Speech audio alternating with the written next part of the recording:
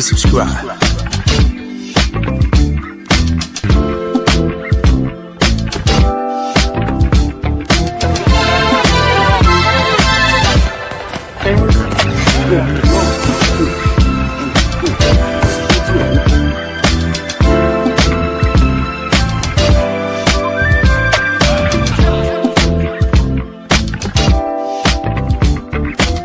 Subscribe to my guy, Uncle D. Tell him Big Bass sent you. Spurling. I'm an attorney here in Houston, Texas, an advocate for black men, largely because I am a black man. I'm a black father. I have black sons. Hey, man, I do what I do.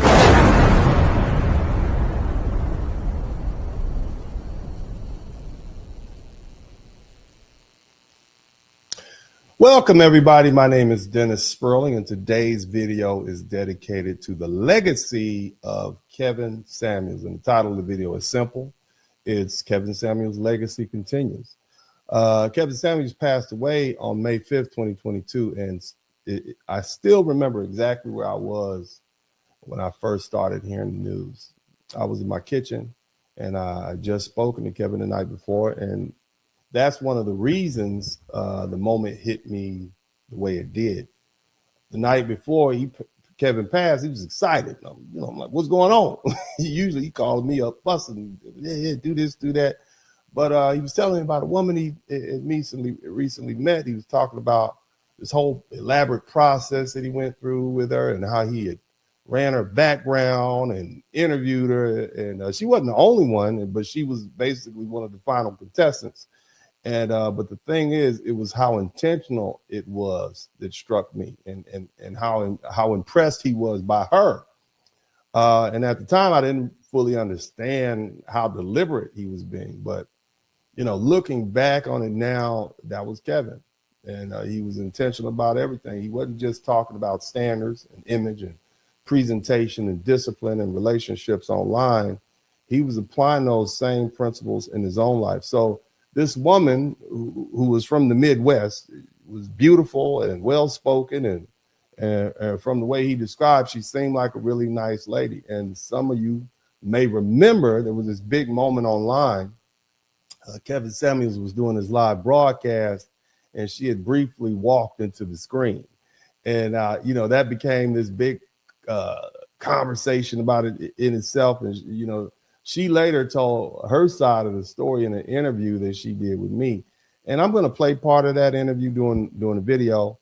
And I also put the full interview or the link to that in the description section for anybody who wants to watch the whole thing and take a look at. But I remember the day Kevin passed away. It was very, very clearly embedded in my mind. And at first I was hearing reports online that Kevin Samuels had been taken to the hospital. I didn't know what was true and what wasn't true. I remember calling him several times because, again, I just spoken with him the night before.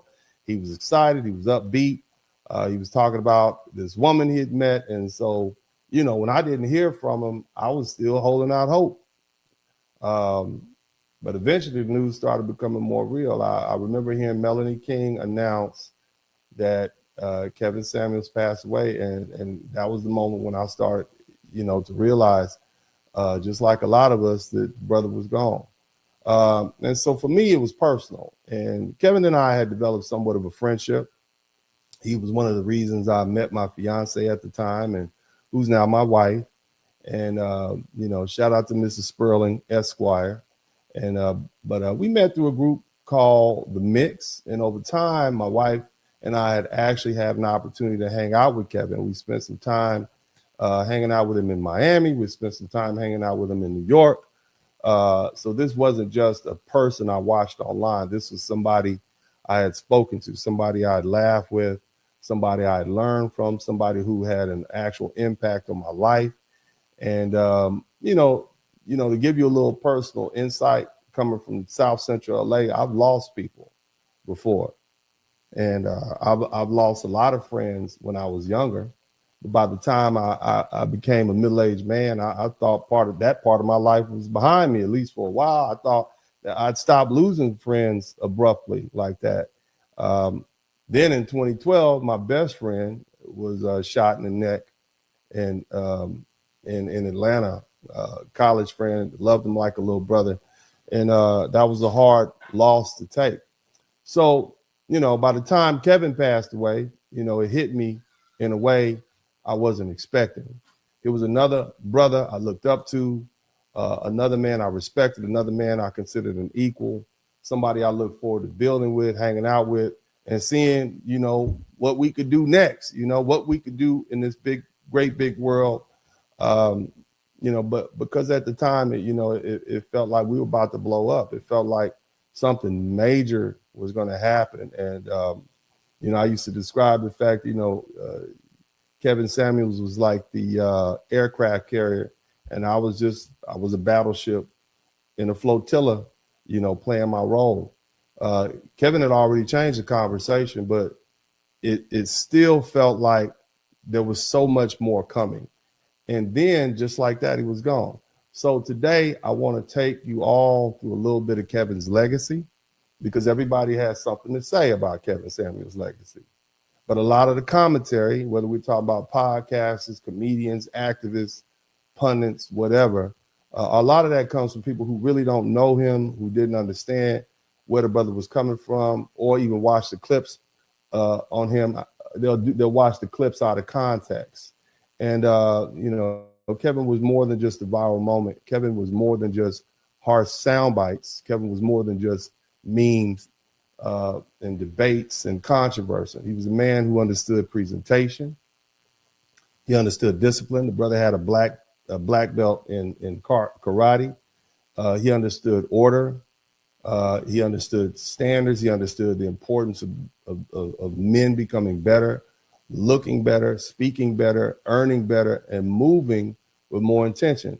And whether people liked him or hated him, they listened. So this video I'm going to start by reminding everybody why Kevin Samuels in the first place. And honestly, it doesn't take much. Now, I'm going to play a few clips, and I'm going to review a couple of videos. And I've never really done this before on my channel. I've never built my platform around playing Kevin Samuels clips, even though I know a lot of people who didn't even like Kevin Samuels, who had a problem with him. They did develop their platforms on his content. But today we're going to do things a little differently. We're going to look at the work. We're going to look at the message. We're going to look at the impact.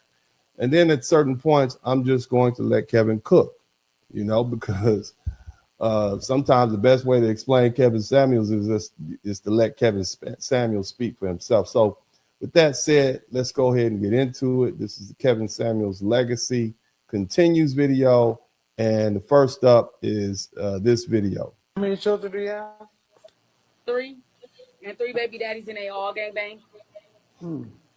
So what do you want as an outcome? I want somebody that's loyal. It's really hard to find loyalty nowadays. You really can't find it at the next corner or none of that. Like these men now. Hold on. Loyal to what end? Like a husband? What are you talking about? I want a husband. I want to get married, have kids. Why I want to live in a house. Hold on. You're 39 with 3 children, right? Yes. How old is your youngest? 3 years old. Now, look. Now, Kevin and I are from the same generation, okay? And I can look at his eyes, and most of you all with common sense are looking at his eyes, and you understand something.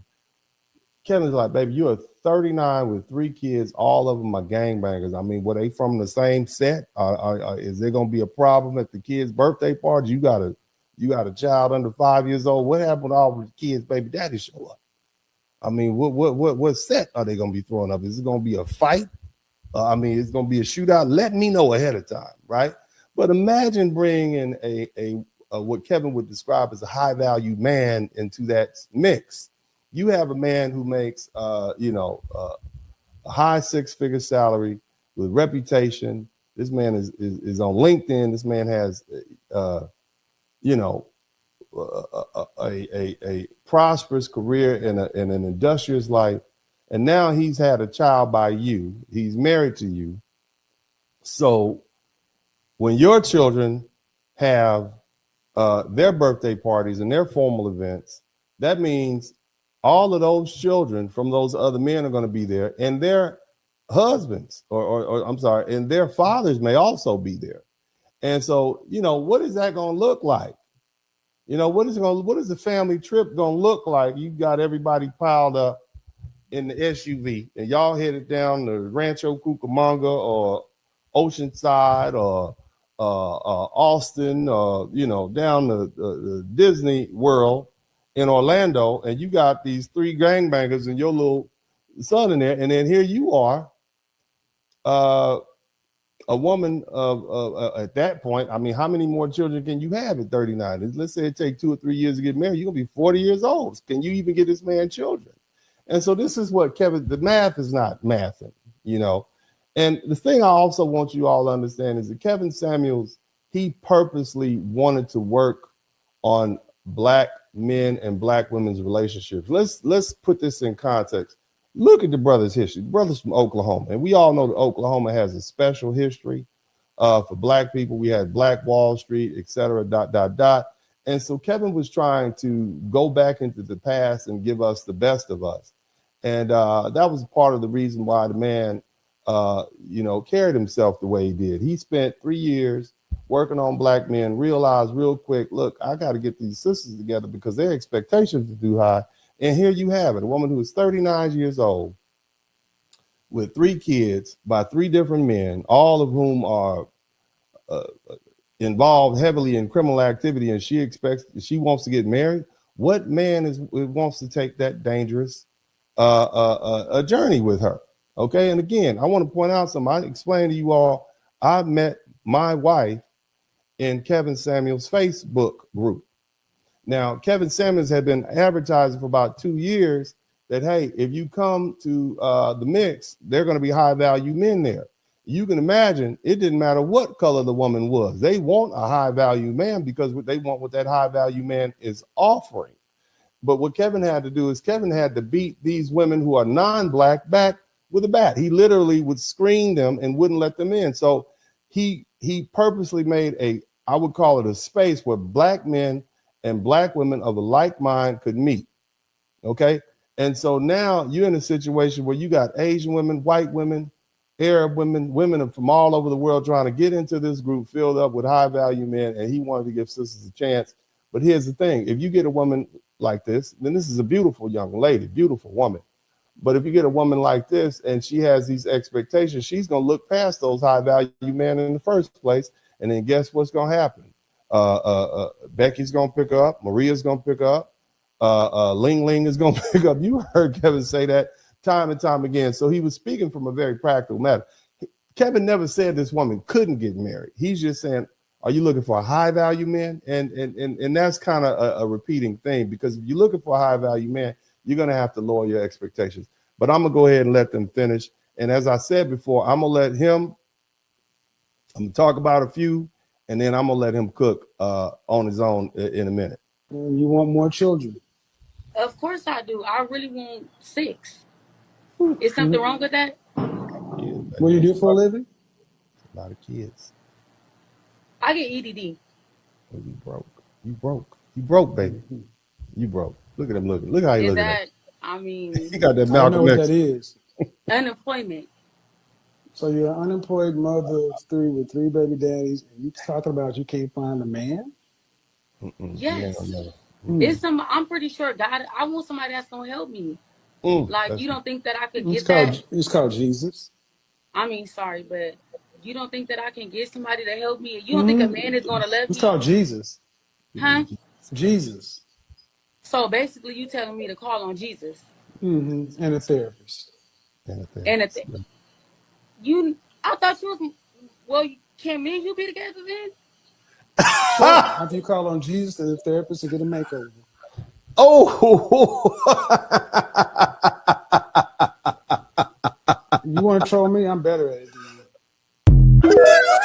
Now you got to remember, these women been calling in there night after night. At this point, Kevin Samuels is a well-known quantity, so they know exactly what they get. They call this man for this, and I mean, this is what they asked for, and he gave them what they asked for.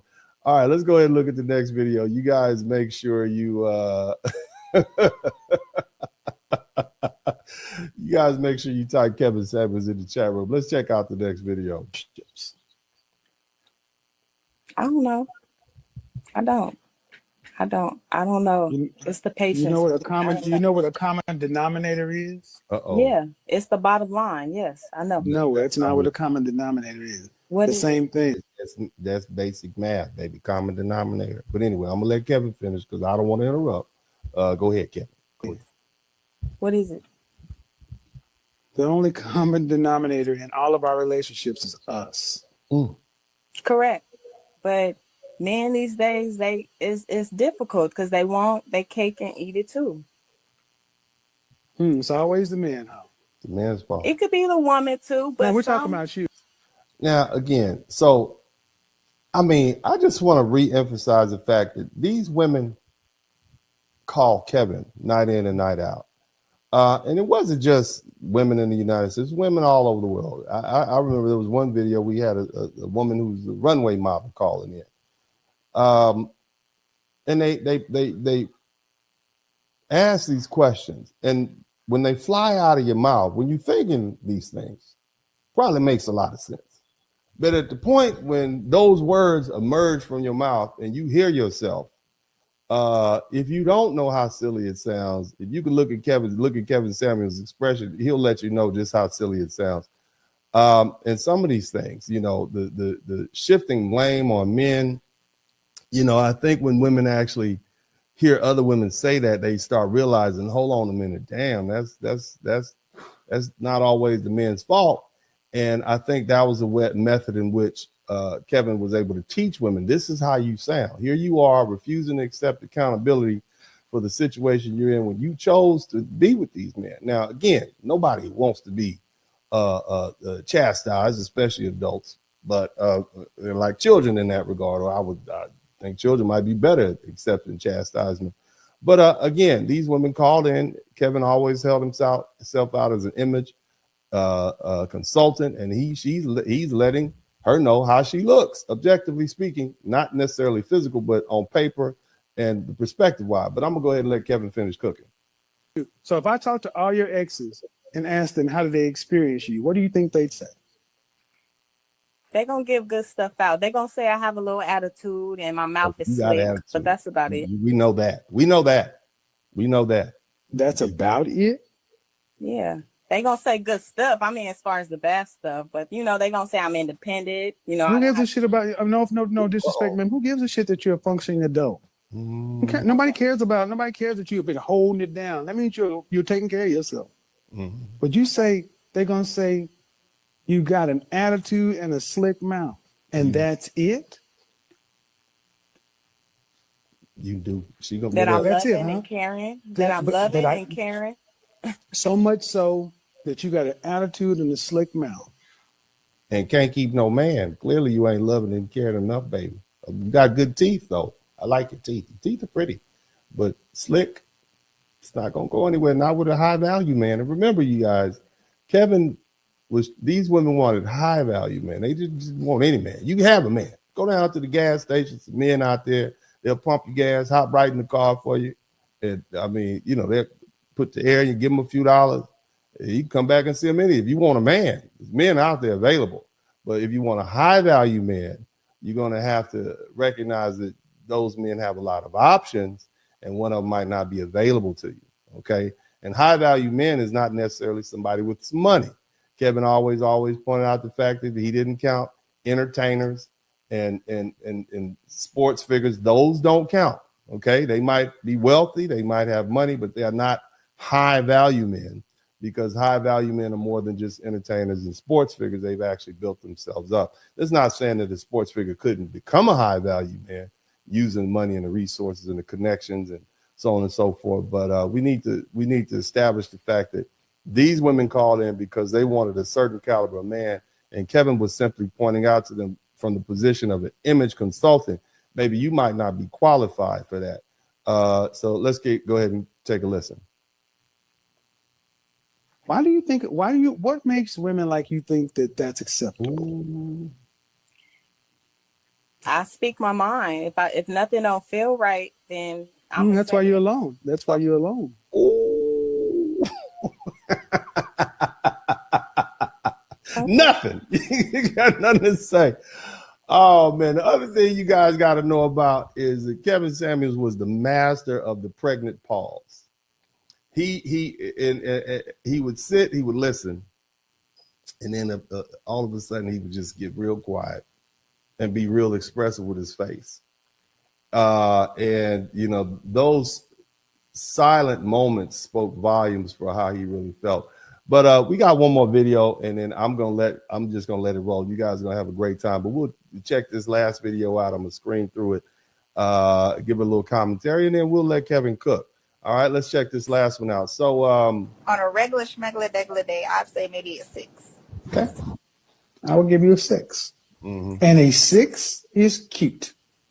All right, so here's the thing. Kevin would say, you know, women would call in because we got a lot of women who get offended. Oh, he called her ugly. She said she's happy. No, Kevin would ask the women, you know, how would you rank yourself on a scale of 1 to 10, and you can't use 7? And they would give a number. And the reason he said 7 is because 7 is above average, but it's not overly, it's not too close to 10. Well, when they would, and they would then have to realize that I'm clearly not a 10. So they didn't want to appear too delusional. And so that's why he eliminated 7. Again, this man had a well thought out plan to how to get women to be honest with themselves and to try to help to dispel the delusion that has become rampant in what he would call modern women. Some women just overvalue themselves. And, you know, and that's just where the man was coming from. Again, his whole goal was try to get folk together again in relationships. So how you got these men over here who are qualified to be fathers, husbands, who are financially stable, and they have all their soft skills together. They got the money together. And then you have a bunch of women over here who think they're better than these average men. You're an average woman. You think you're better than the average man. You shooting above, you fighting out of your weight class, baby. You up here. You up here in the NBA trying to get in the All-Star game. You need to go back to Santa Monica, Long Beach, and get in the G League. You ain't qualified. That's all the brother was saying. Kevin Samuels was basically doing what Aaron Sloan did. You're not qualified, Queen, but in a far more eloquent way, you know, and just trying to help bring some of that delusion down, because what was happening is you got a bunch of women who overvalue themselves and they're not getting married, and they end up waiting for this high value man or this prince in shining armor. He's not going to show up because he's looking past you, baby. That's all he's saying. That's all he's saying. He's looking past you. He don't see you. You just look too wide. Okay, you look too husky. But anyway, let's keep listening. A 5 is average. So if you're a cute woman, that's one step above average. The average black man in this country earns $41,500 for a lifetime. No more, no less. That's right. No Herculean methods, no lottery, no businesses. That's what he's going to make. That's your husband. But what if I have degrees? Thank you. See? That is why you could be on fries at McDonald's, but if you look like Kelly Rowland, you can marry a millionaire. But you could graduate from Harvard, but if you look like Precious, you ain't got nothing coming. I mean, did he lie? I mean, come on now. Did the man lie? You all know that if a woman is fine enough, that a man will pick her up. He will pick her up out the gutter and dust her off and shine her up. Okay, that's what he'll do if she's fine enough, and if she's available. Because see, along with the fine also comes available. Because see, a lot of you women are good looking, you're fine, but you're not available because you got too many. You got 3 kids, a dog, a cat. He don't want to pack all that up in his Lamborghini and take you to his villa on the mountaintop. He don't want to do that. You know, you're not available. You make yourself unavailable by some of the decisions that you make. You know, you hooked up with this guy and that guy early on, and yeah, we get it was a mistake. But golly, one child, okay, now you got 2, 3. That's all the brother was trying to explain to you all. Like, you got to have some more realistic expectations based on, you know, the condition that you come in. And again, I know this is a sore spot for a lot of women, but when related to the sexual marketplace value, okay, and I want to be very distinct about that. When we're talking about the sexual marketplace value, not your value as a human being, okay, because a lot of women say, he said we not valuable after we get 30 because we hit the wall. That's not what the brother said. The brother said, if you are 35 and you are trying to compete with a 20-year-old woman who is you 15 years ago, then she's going to have a higher sexual marketplace value than you. Not that she's more valuable as a human being. The man never put judgments on your value as a human being. You're a valuable human being. In fact, I would argue that a married woman with children, with a husband and family is as valuable, is some of the most valuable most valuable human capital in the world to her family, to her children, to her husband. But if you take that same woman, she gets divorced, and you throw her back in the sexual marketplace, men are gonna say, well, you know, you got too much luggage with you, baby. You got 3 kids, you got a husband, and there's a young woman over here who's 23, and she doesn't have children, she doesn't have any of that. You know what I'm saying? So I'm gonna go ahead and go with her. Not that you're not a nice lady, not that you don't have value as a human being. I'm sure you're a wonderful person, but when it comes to, hey, do I want to have continue a life with this woman? Do I want to have children? You have too much luggage, baby. It's too much. But anyway, we're gonna go ahead and let Kevin Samuels cook himself. You all check out Kevin Samuels. When you see the next it's gonna be a roasting session for about 45, 50 minutes. And I'm gonna sit back and laugh over here, man. Y'all check this out and just enjoy yourself, baby. Just enjoy yourself. Again, we're talking about Kevin Samuels. The legacy continues. Shout out to all of his fans. Let's check this out.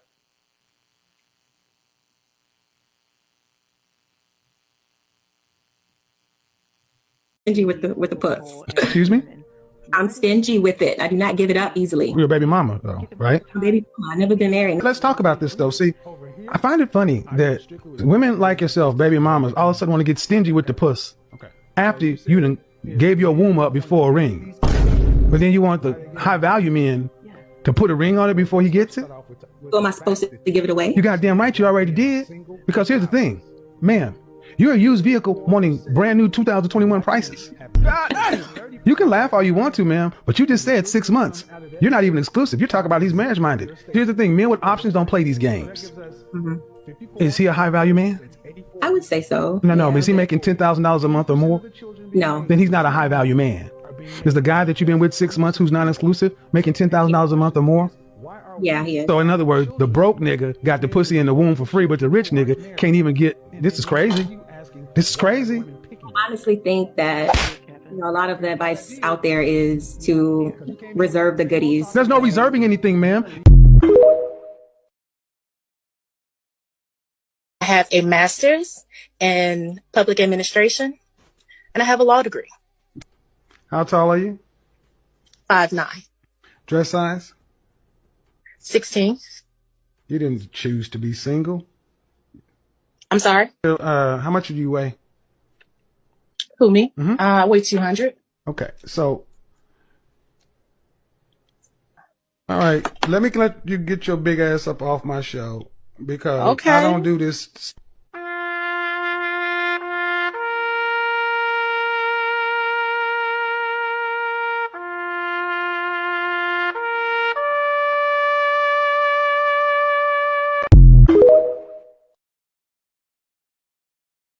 Men choose women based on money first.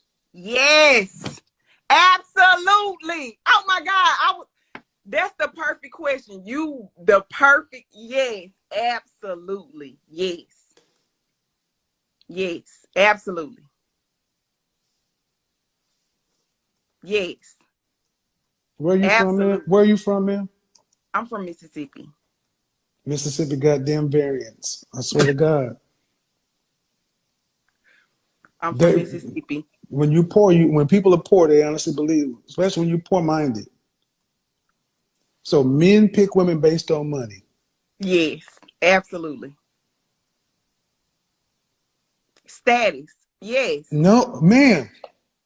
Oh, Jesus Christ. It's not even, I don't even want to do this, but I'm going to do you. I'll make you famous. You're going to become famous, man. Because men pick women based upon looks first.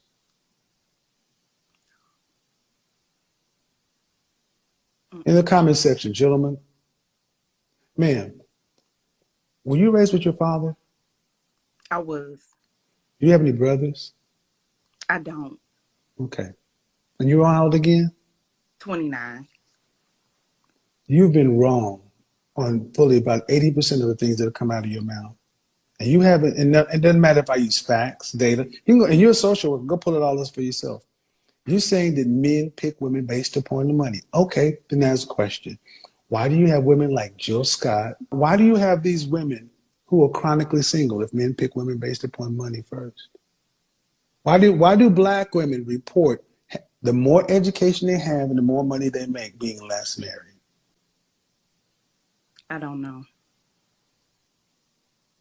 Well, according to what you say, men pick women based upon money first. Yeah. But according to the numbers, they don't. Stacey Abrams, successful woman. She has money. Where's her husband? Gabrielle Sidibe. She had to go get an average-looking white dude. Do you want to retract that statement? I don't. I stand on that, and I believe that. I mean, that's just some women. I mean, some women that you're not. Oprah. Oprah has a man. Oprah's fucking married. She's not married, but she has money. Thank you. If a man is not interested in these so-called average women, why do they impregnate them? Why do they get themselves tied and leave their children with these women? Over here, I deal strictly with facts, data, and statistics above anything else. That's correct. Okay. So you said if men don't want to marry these average women, why they get them pregnant? Yes. Okay. Well, let's first start off with the fact that 54% of black men are single and childless. 54% of black men have no children. 30% of black men are married. And the children that come out of that marriage are exempted from your statement. That is correct. So that gives us 54 and 30. That's 84. That means a full 80% of the children being made in the black community are being made by less than 20% of the men. So to answer your question is, why are women having children with men with multiple children who aren't married? And then women like you asking, why are the women picking them? You got me there, Kevin. Goddamn right I did. You got me there. Because you came in with that same old talking point that men are leaving babies everywhere. You said if these men don't want these average women, then why are they leaving them with babies? That is an accusation that men are having and they're average. That's not supported by the facts. See, no one's leaving children. Are these women starting out married?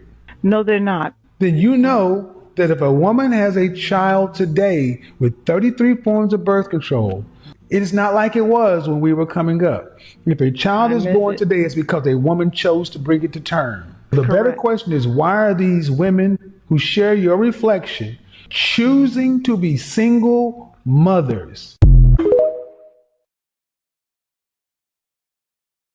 Why would anybody want to deal with it? Let's see. I'm intelligent. I'm motivated. I have my own business. I maintain my own lifestyle. I'm not understanding the full scope of your question. Well, see, that's the problem now, ain't it? You just described yourself as a man. See, you got to understand what the men want. And nothing you said in there was anywhere close to being feminine, beautiful, inspirational, caring, loving. The way you're talking almost sounds like a dude. Better go back to your husband. That's all you got. Especially in New York. What part of New York? Brooklyn. Oh, yeah. No, it's done. And how tall are you? I'm 5'4". How much do you weigh? 180. Goodbye.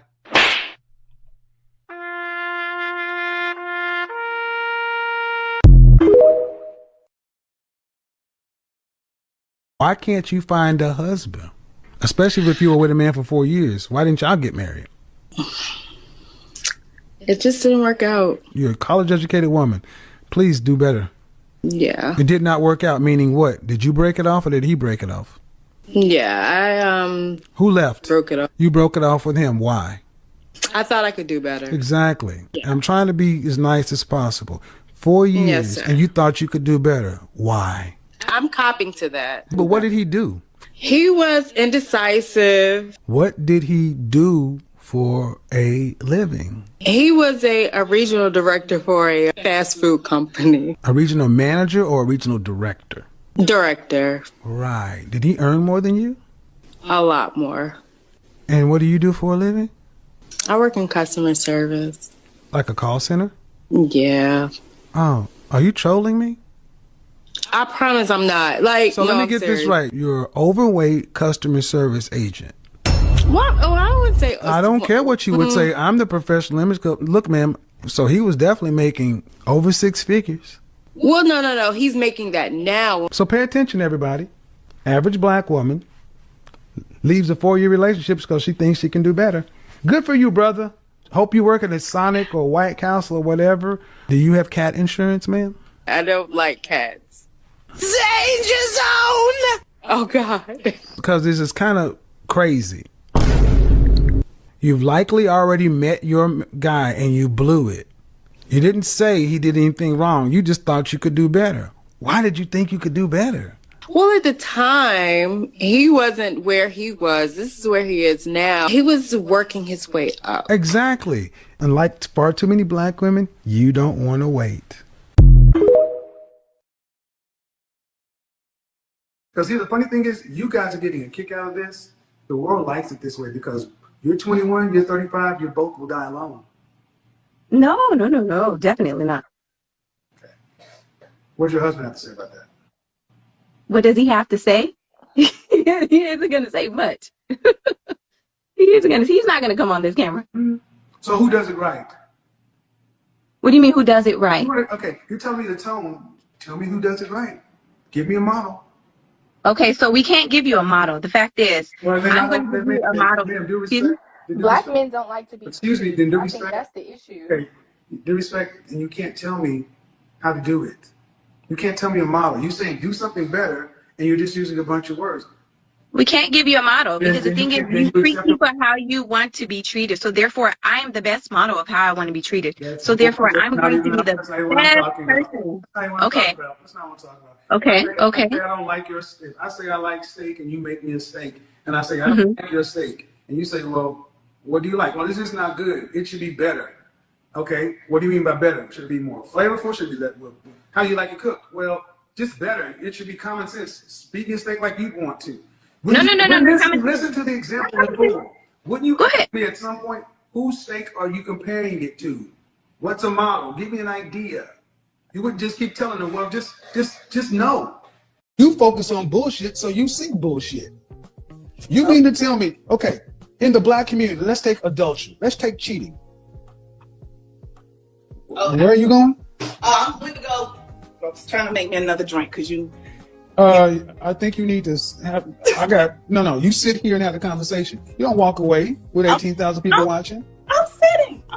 Calm down and settle down. No, don't do that to me, because you don't do that, man. That's disrespectful. Okay, I'm sitting. If I was a white man, you wouldn't have pulled that shit. I tell you that much. You would have turned your back and walked away on me. If you was white?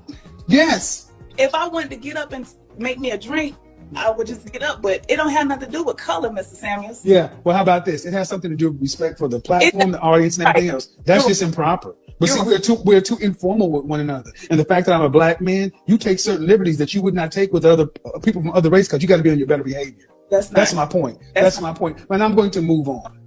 The black community, black men, when surveyed, asked about in committed relationships, what percentage of black men cheat at? Cheated at 28% rate. What rate do black women cheat at? I don't know what's the number. 24. And there are 2 million more of us. Every time a black man is cheating with somebody, he's cheating with somebody that's usually with a woman, married or in a relationship. Men want sex, sandwich, and silence. You need to be a place of peace, not an annoyance, not a, well, we need silence. Okay. Silence. Silence. I like said that more 30. silence. I didn't say more sex. I didn't say more sandwich. I said more silence. Okay.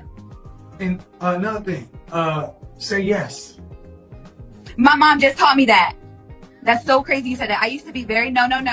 My mom just told me to be more yes. When a guy asks me, you want to hang out? When a guy, you can't make this shit up. This is so crazy, Kevin. You cannot make this. This is why I told you silence. This is why I told you silence. You can't make it up. Oh my goodness. You cannot make this shit up. Silence. Because y'all think it's being cute. And y'all think it's funny when you're getting back and forth in arguments and assassins. Men don't want to deal with you. That's why men die earlier, because stress levels. Men want peace. And if you can't say yes, my dog can die alone. Because guess what? Becky, Marisol, Mylene, I knew they know how to say yes. They sure do. And they are coming after your college-educated black men. They are. Because y'all are leaving them on the ground. Because they're goofy in their lane. And because you don't know how to sex and with silence. You say yes. And be peaceful. Your choice, though. No pain, no gain. You're ultimately saying is, I don't want to have to carry any of it. I would help, but I want him to be able to pay 100% of everything. At least the major stuff. I want to give him that. No, man. When I say the mortgage, the car notes, the insurance, the retirement, the kids' college fund, all that stuff is something. What percentage of that do you want to have to be responsible for? And I'm just asking, what do you want to? I would rather my husband, if God lets me have one, to pay mortgage. This ain't about God. This is a natural choice. I'm a Christian, but this is natural. God ain't got no part in our failures down here. Well, the major bills, I would prefer my husband to pay just to have the household role. So in other words, ma'am, you want a husband that can fund, that can afford to cover you and 2 kids, to where your money is discretionary. I would help with the kids. No, I wouldn't do I'm talking about the finances of the family. I'm not talking about the administering of the family. See, this is a question that so many black women don't think about the math of it. Because the next part is coming home. You said, I don't want to have to work to have to pay significant bills after I'm pregnant. That means your husband has to pay all the significant bills if you're not working, right? I think I mistook that. Ask your husband why y'all divorced. What would he tell me? Domestic violence. Okay. How often did you beat his ass? No, I'm the victim. And I'm okay with that. I thank God I got out alive. And how long you been divorced? For 2 years. How long were y'all married? 7 months. So now hold on. I know I got a new calculator, but you got kids that are like in their 20s. Right. About 2 different guys, about one? About one. Why didn't you marry him? The last one? No, the one that impregnated you once or twice. Oh, he went to jail. Oh, so you pick ass whoopers and felons. And then you're going to complain about I need you to stop right here, ma'am. I need you to slow the whole French toast down. I'm not going to let you get on here and talk about what black men are not when you pick and dudes that whoop your ass and that are felons. See, I'm not going to sit around and let you black women just sit around and talk about hey, black men ain't here and they ain't this, they ain't that, when in your own life, you pick shit. How tall are you? I am a stallion. I'm 5'10". Dress size? Huh? Dress size? I'm 14. Okay. You and all your little... Yeah, I do the same. Do you not? You get the same thing everybody else it's gets? Okay. Okay, ma'am. So at 5'10", hold on. 5'10". Don't try me, Kevin.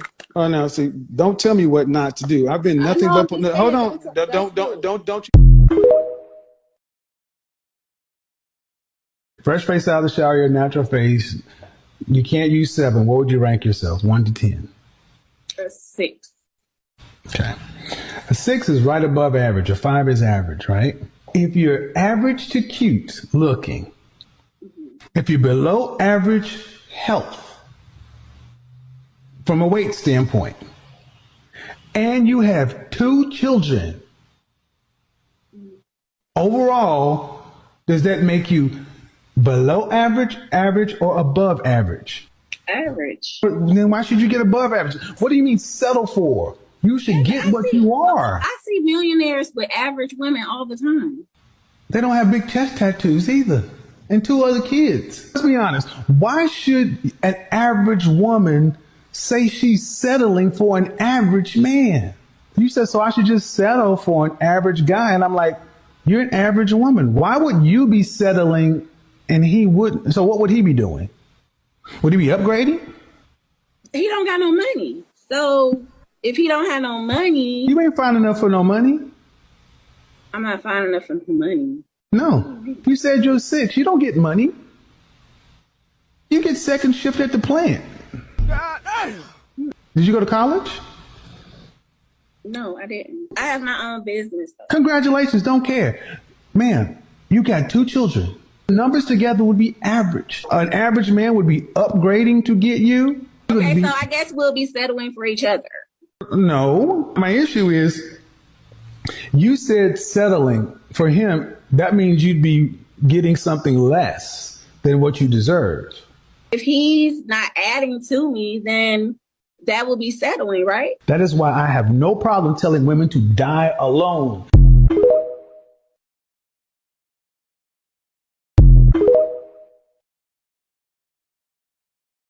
You are unfit for a real relationship. You may have a great body and lots of guys may want to have sex with you, but I don't think many guys can stand to be in a room with you longer than after the sex is over. Bye-bye.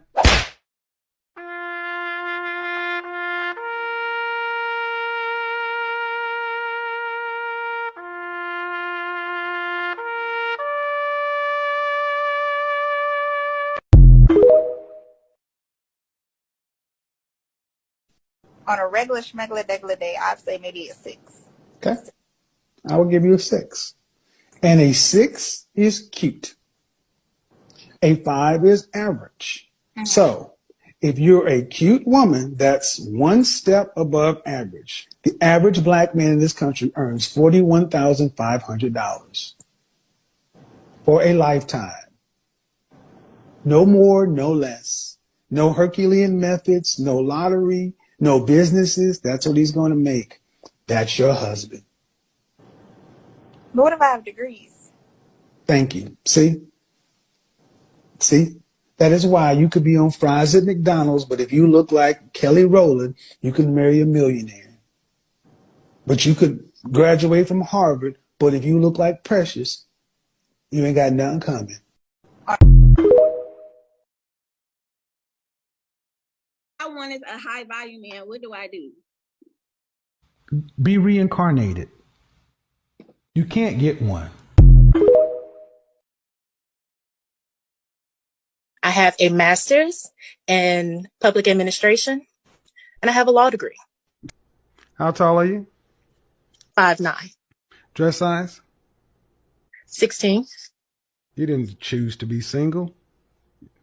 I'm sorry? How much do you weigh? Who, me? I weigh 200. Okay, so all right, let me let you get your big ass up off my show because I don't do this.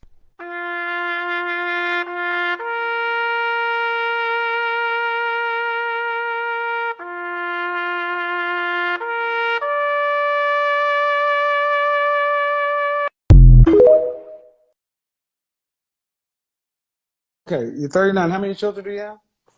3. And 3 baby daddies and they all gangbang. So what do you want as an outcome? I want somebody that's loyal. It's really hard to find loyalty nowadays. You really can't find it at the next corner or none of that. Like these men now. Hold on. Loyal to what end? Like a husband? What are you talking about? I want a husband. I want to get married, have kids. Why, I want to live in a house. Hold on. You're 39 with 3 children, right? Yes. How old is your youngest? 3 years old. And you want more children? Of course I do. I really want 6. Is something wrong with that? What do you do for a living? I get EDD.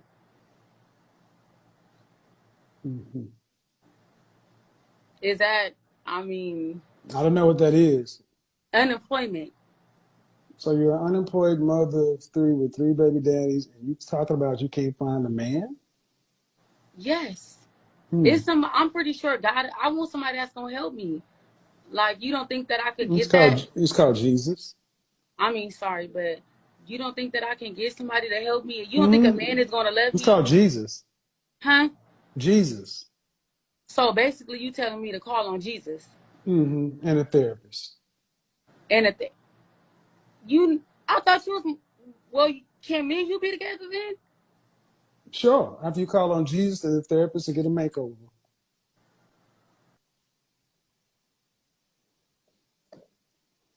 You want to troll me? I'm better at it than you.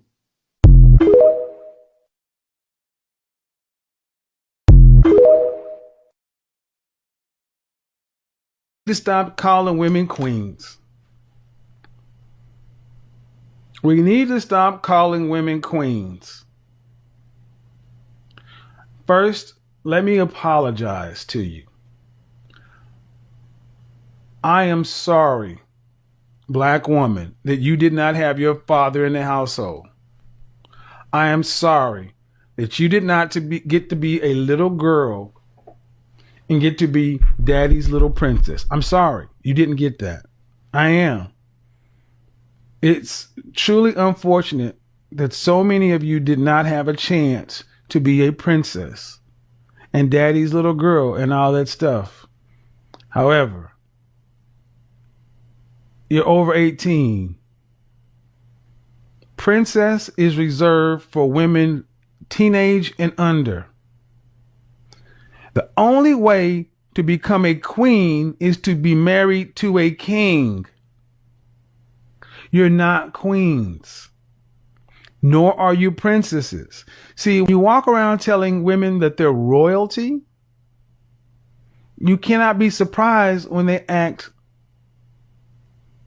in an elite fashion. How much did you weigh the last time you weighed yourself? 180. But as you can tell, I'm heavy chested. Yes, Like but listen. 5'4", 180. You weigh more than a man. No, I do not. Just because I weigh more than a man does not mean that. First off, listen. First off, is it true or not? I said you weigh more than a man. Then you said no, I do not. And then you said just because I do. Which one is it? I mean, I carry You my weigh weight more than a well. man. You weigh more than a man at your height. Because I'm big breasted. That's why. No, man, because you're overweight. Are you being actively vetted by a man of value to be his wife? I have Are you being actively vetted by a man of value to be his wife? Yes. Are you in a relationship right now? No, I'm not. Then you're not actively being vetted by a man of value to be his wife. When you, okay. Okay. Stop the cap. We were Who filed for divorce? Who filed for divorce? It was a mutual decision. Who filed for divorce? It was mutual. Who filed for divorce? Who filed for divorce? Who filed for divorce? I can't necessarily. Who filed for divorce? I did. Thank you. I don't know if you know how you sound. You sound very aggressive. No, I do know that. Okay, what are you doing about it? I'm working on it. Exactly. What are you doing about it, though? I catch myself in the moment. I try to check it. I apologize when needed. So you do damage, then you do repair. I try to check it before it happens. Okay. I didn't think I was aggressive right now, but no, ma'am. I'm doing my level best to not say what I really would normally say because you came on the phone and you sounded like, "Hey, how you doing?" Da, da, da. I'm like, well, goddamn, can you give me some femininity? I mean, it's just like, brah. And that's just the way you talk. Right. The first thing you came out of your mouth, it was the word fuck. Where's that lady like? You're right. I was just repeating what someone said. I shouldn't have said that. You were being yourself, though. No, I don't curse on the regular. People who know me, I don't use the word. I don't use that often. Cool. But you're an educated woman. If you want to say so, yeah. You didn't just have to be a high school. You had more than high school. It means you have a college degree, yes or no? Yes. All right. That makes you an educated woman. Yeah. And if you know that you have this aggression at this thing with you and you're not paying some counselor and doing some work, you're not doing anything. Are you 31? And your ex-husband did what? He's a doctor. He's a psychiatrist. And how long ago were you married? Up until 3 years ago. How much older was your husband than you? We'll say 35 years. So he's 53. Currently, yes. Why'd y'all divorce? My husband got sick with cancer, and that changed him, and it changed the dynamics of our marriage. Is he in remission? Yes, he is. And who filed for divorce? I did.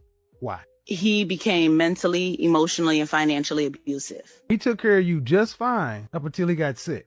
Correct. And then when he was fighting for his life, you became a snowflake. Did you have to work when you were married? No, but I chose No, you didn't have to. No. You chose. But you didn't pay no real bills. You didn't have no skills. Knock it off. I'm gonna be honest, ma'am. This is a whole mess. So even the way you're talking, it just sounds like, ugh. And how tall are you? I'm 5'4". How much do you weigh? 180. Goodbye.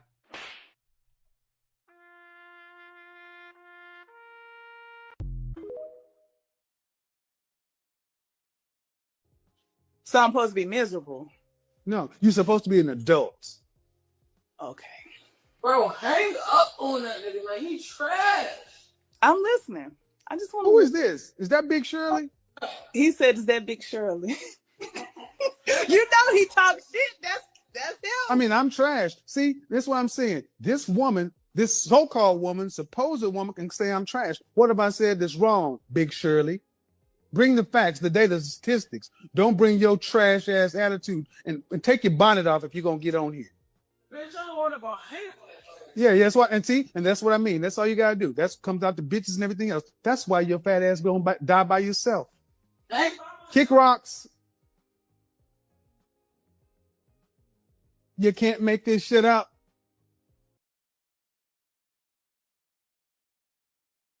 I appreciate what you do. I think you're great for men, but I got a question for you. You are not putting in the fact that not all men are great men, and You pick 'em. toxicity and You pick 'em. dysfunction. You pick them. Absolutely. So I don't want to hear Absolutely, it. I don't want to hear it. I don't want to hear how all men aren't great men. You pick who you let in your body, and you pick who you make a baby for. So I don't want to hear how bad they are, because I'm sorry. No, I know I'm too many- not. So what's the question? Not all men are great men. I want to talk about the men you women choose. I don't want to talk about anybody else other than men you women choose. Absolutely. Then what's the And not question? everybody ends as they began. That's the field I'm in. So what's the right? question? What's the so question? My question? Okay, so my question for you is, how do you add that variable into the advice that you're giving people? How do I add what variable in? What's the variable? That you have to have a 2-parent household and be married for somebody to somebody, and because that's what it should be. That's what you're saying. That should be. No. Yeah, I don't know what you think you just said, but I need you to ask you. You ask me to answer a question. What variable are you asking me to add in? The variable of toxicity, dysfunction. Toxicity and dysfunction have nothing. Oh, look, ma'am. Okay. You're talking about the toxicity. You pick. If you don't know how to pick, no, ma'am. Here's how you put that in. Relationships are reflective. If you pick toxic, whatever, then that's on you. It's your responsibility. You deal with the outcome. You don't blame him for being toxic. That's what you picked. That's your problem. That's fair. I agree. So I'm not going to add in the variable for people over here. I'm going to say pick better. But see, picking better requires you to have a calibrated picker. Picking better requires you to actually have somebody helping you guide you and outside of your own feelings of what you want and subjective truths. Picking better requires picking stuff that's not atavistic, that he's hot, he's got a six-pack, he got a big job. No, he's boring, he got a job and a 401k and potential. See, you ladies, women have known how to pick since the beginning of time. It's just in the last 50 years, you ladies have tried to pick based upon your feelings and what makes you happy. And it doesn't work. You pick the worst and you reproduce with them. See, the problem is not picking them in. The problem is reproducing with them, making children with them, and then throwing this chaos out into the community and then asking men like myself and everybody else to address it later. Don't have their babies. Have all you want to with toxic men. Don't make babies with them. Pretty simple. Fair enough. Especially not 1, 2, or 3 of them outside of marriage. Tall are you? I'm 5'3". Dress size? I'm like a 4. A 4 or 5. You mind backing camera up? My face looks a lot heavier. I hold a lot of weight in my face, but I'm petite. Do that so we can see up and down. But I don't really. Well, I don't really have real clothes on right now. I kind of have. I recently had surgery, so I have What kind of surgery? I don't want to blast myself. You got 6,000. Okay. What's the most you've ever weighed? 100 and 150 pounds. Okay. Yeah, you look much bigger than your dress size 4. I mean, I know I'm you got a not, full trust face, me. but The ladies know this is true. Women would rather be second, third, or fourth in a rotation of the kind of man that her and her friends want than to be number one of the third string guy. The second string guy is trying to become the first string guy. So, gentlemen, understand the psychology of this whole thing. If you are not getting married, which many modern men are opting not to do, how are you going to maintain leverage in the sexual marketplace? You maintain leverage with the woman you have by the other women. Oh, I know some women are hot, but you're hot because I'm telling the truth. Because all this, what do I bring? He's got to prove himself to me, and I am the table. See, bump all that. Fuck this shit, all that I am the table shit goes out the window when they are racing, trying to keep up with the keeping up with the other women who are getting your attention. Emotional damage. That's right, emotional damage. A lot of these women stop worrying about being so full of their pride and everything else because, guys, after age 30, 50% off, but you're still moving like she's still full price. What are the consequences of having a child out of wedlock? The consequences of having a child out of wedlock is that the dad may not be there. But the consequences of having a child Hold on. I need you. Hold on. I'm not your. Slow down. Consequence of having a child out of wedlock is it lowers your value. You keep putting it off to the dad, but guess this is the United States of America. No child gets born in this country unless a woman wants it to. Okay, so I have another question. Okay, you're not gonna skip on past that. So it's not like I know. oh no, you're not going. No. I run my show, and the thing is, you ladies gonna have to understand that you may love your child, but to the world, it's just another person, and it does lower your value. And I don't know why in the Black community where we used to, I'm 53, 51 years old, and I remember women used not to, when the woman got pregnant, she used to have to go out of the country. Go to the country. You couldn't be around folks being a baby mama. You had to go somewhere. And now we act like it ain't no big deal. And then we want to always talk about the daddy. Well, you picked him. You decided to have unprotected sex with a man and then carry a child to term. He has one choice to have sex with you. The mother decides whether or not a child is born and kept. You could have a child and put it up for adoption. So, due respect, the world does not owe baby mamas sympathy like that. It's a choice. And my mama was one, and she'll tell you the same damn thing.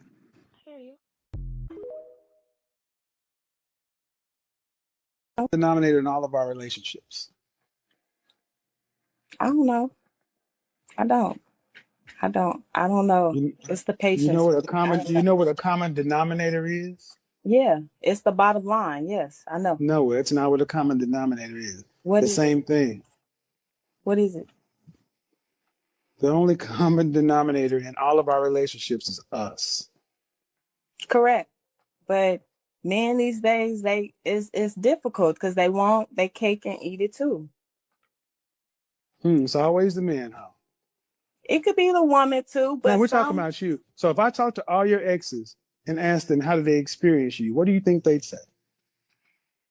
They're gonna give good stuff out. They're gonna say I have a little attitude and my mouth is slick, but that's about it.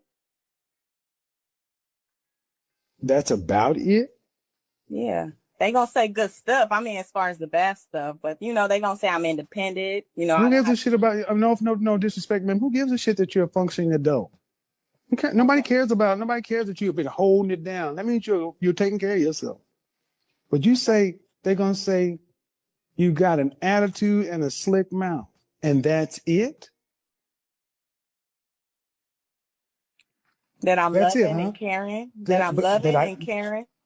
So much so that you got an attitude and a slick mouth.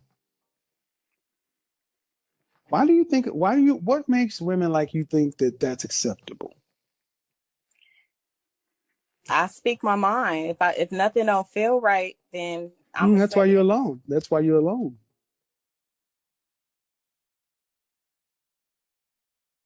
It's about value. Yeah, and your value is low. Oh, wow. And how do you know that? You're not Because sure you're 5'4" and 200 pounds. Okay. And 37 years old with 2 kids. That's how I know. In Kentucky. Okay. That's your opinion. It's not my opinion. You never seen my body before, so you just I don't have to see your body. I know you're 5'4" and almost 200 pounds with 2 kids in Kentucky. And I see your picture. You just say you And I'm listening to how you talk. And I'm listening to your energy. I'm listening to your tone. I'm listening to your relationships. See, what it is, you ladies don't like when somebody is this direct with you. Honest. I got no dog in this fight. I had a woman on here earlier and I told her she was absolutely gorgeous. I ain't trying to screw you. You ain't giving me no money. What am I getting out of this? Nothing. Are your children an asset to another man? They can be. I didn't ask if they can. How can they be? Some guys just want to be stepdaddy. No. Tell me how they can be an asset. I can't tell you nothing right now. Can't think of anything. So you got me. You're right. Bottom line, ma'am, you married a military guy. Why are y'all divorcing? He was cheating and we can't work it out because he's a narcissist. So okay, narcissist. Has he had a clinical designation of narcissist? Or are you just saying that? Clinical medication. Something's going on. Narcissists lack empathy. Okay, so a narcissist is a narcissist. He's been around children, so he has no. Okay, all right. I'm gonna say this, ma'am. This whole high value thing has a lot of you ladies in a bad position. Ma'am, you're in Alabama. You're divorced with 2 kids, and you want one. Do you care if he's black? The man is black. I would prefer him to be black. Yes. And that means you want 8% of black men. 8%. 8% of black men earn over $100,000, and they don't really tend to live in Alabama. I'm a 37-year-old woman, 2 children, and I've been celibate for 2 years. What? Sweetheart, I'm going to tell you like this. My cookies is worth the wait. Well, first off, check that, sweet. I know your cookies ain't worth the wait because you ain't made nobody wait. You got 2 kids without a marriage. So you meet a man that's a high value man, a good guy. You think you're going to be celibate for what? What, till you marry? Yes. You got your goddamn mind. Name me the product that gains value with age and use. I don't know, but I'm pretty sure you're going to tell me. Yeah, nothing. Let's just talk about your cookies. They're getting older and they've been used. That don't mean nothing. You're right, they don't. Oh, you are Henri. You are. How tall are you? About 5'4". How much did you weigh the last time you weighed yourself? 180. Hold on. 5'4", 180. You weigh more than a man. No, I do not. Just ended my engagement about 6 months ago. Okay. How long were you guys together? Off and on for 10 years. She knows. And he earned more than you? Yes. She knows. Why'd you end the engagement? Sex. I wasn't happy sexually. You can't make this up, if folks. I'm being You honest. can't make this up, folks. Ma'am, die alone. I mean it, man. Die alone. 10 years a man invested in you, and you left him because of sex. Die alone.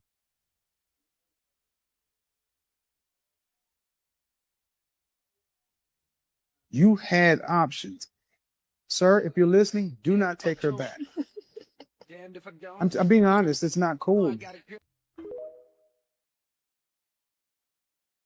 Based upon women who are not married and what they say and what you think you see. But the one thing is, I said we judge on marriages. I don't care what women in the streets are saying. Do you want to be married? Yes, I do. Why? I just think that's the right thing to do. Women should be. Why? Why? Yes. That's just what I'm being told is the right thing to do. Okay, well, jump off a bridge. Okay.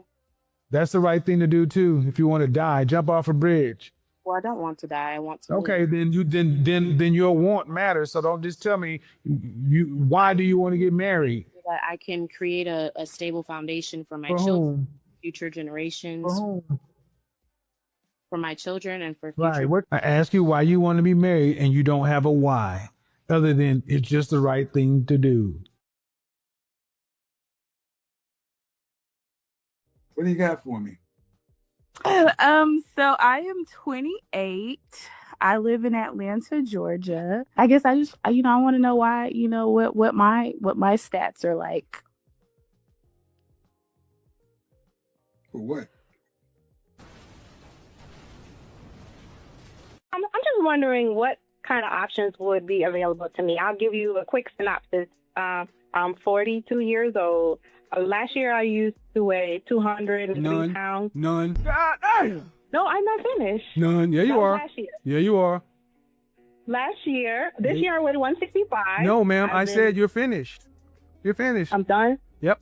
There's nothing left for me. Not realistically. Well, thank you. I'm not gonna lie to you. Because I'm 42? See, it's the age and the weight, and then if you have any children. So my kids are... Okay, ma'am. I don't need to. Okay, I'm gonna be honest. And I don't want this to be rude. Sound like rude, but see, when you over 40, and you're obese, and or even if you're coming down, you still can go the other way, and then you have children. Okay, the only way that there would ever be any chance for you is if you were gorgeous, and if you were gorgeous, you wouldn't be calling. So I need the people to understand. I'm not being rude.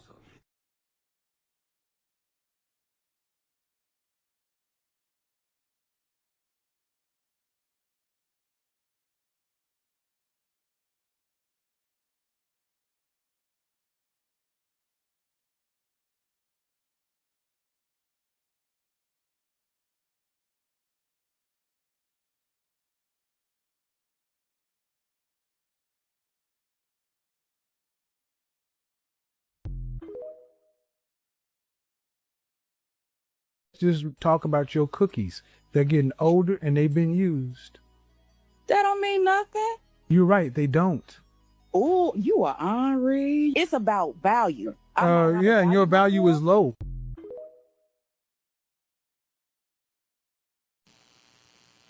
All right. So look, like I said, man, nobody cooks like Kevin Samuels. And so basically, that was basically Kevin Samuels. That's how I became known publicly. 45 minutes of basically just putting people in, roasting them really, but really just putting there to helping them put things in perspective. And I mean, look, what a lot of people don't realize is, and what many people still don't know, is that Kevin Samuels also gave men a hard time. Okay. And you see him giving the women a hard time, but he gave men a real hard time. Most people miss that part. See, he's sexist. He's the chauvinist. Y'all never saw how he dealt with the fellas. I mean, for the first 3.5 years of his YouTube prominence, the brother was just roasting dudes back and forth. I mean, a lot of people who discovered Kevin Samuels during the final 2.5 years of his YouTube career, when his content became heavily focused on women dating standards and marriage and relationships, that's the Kevin Samuels But before that, Kevin spent years talking directly to men. And when I say he talked to men, I mean, not only did he cook them, he barbecued them. He slow roasted them about their appearance. He fricasseed them about their weight. Okay. He fried them. Okay. In deep grease. You know that can of grease that your grandma had, that old grease, not the good grease. He deep fried them in that recycled cholesterol rich grease about their hygiene. He called them lazy. He gave them the blues when you call up there broke. You couldn't be broke. Don't call Kevin Samuels when you're broke, no job. He cooked men.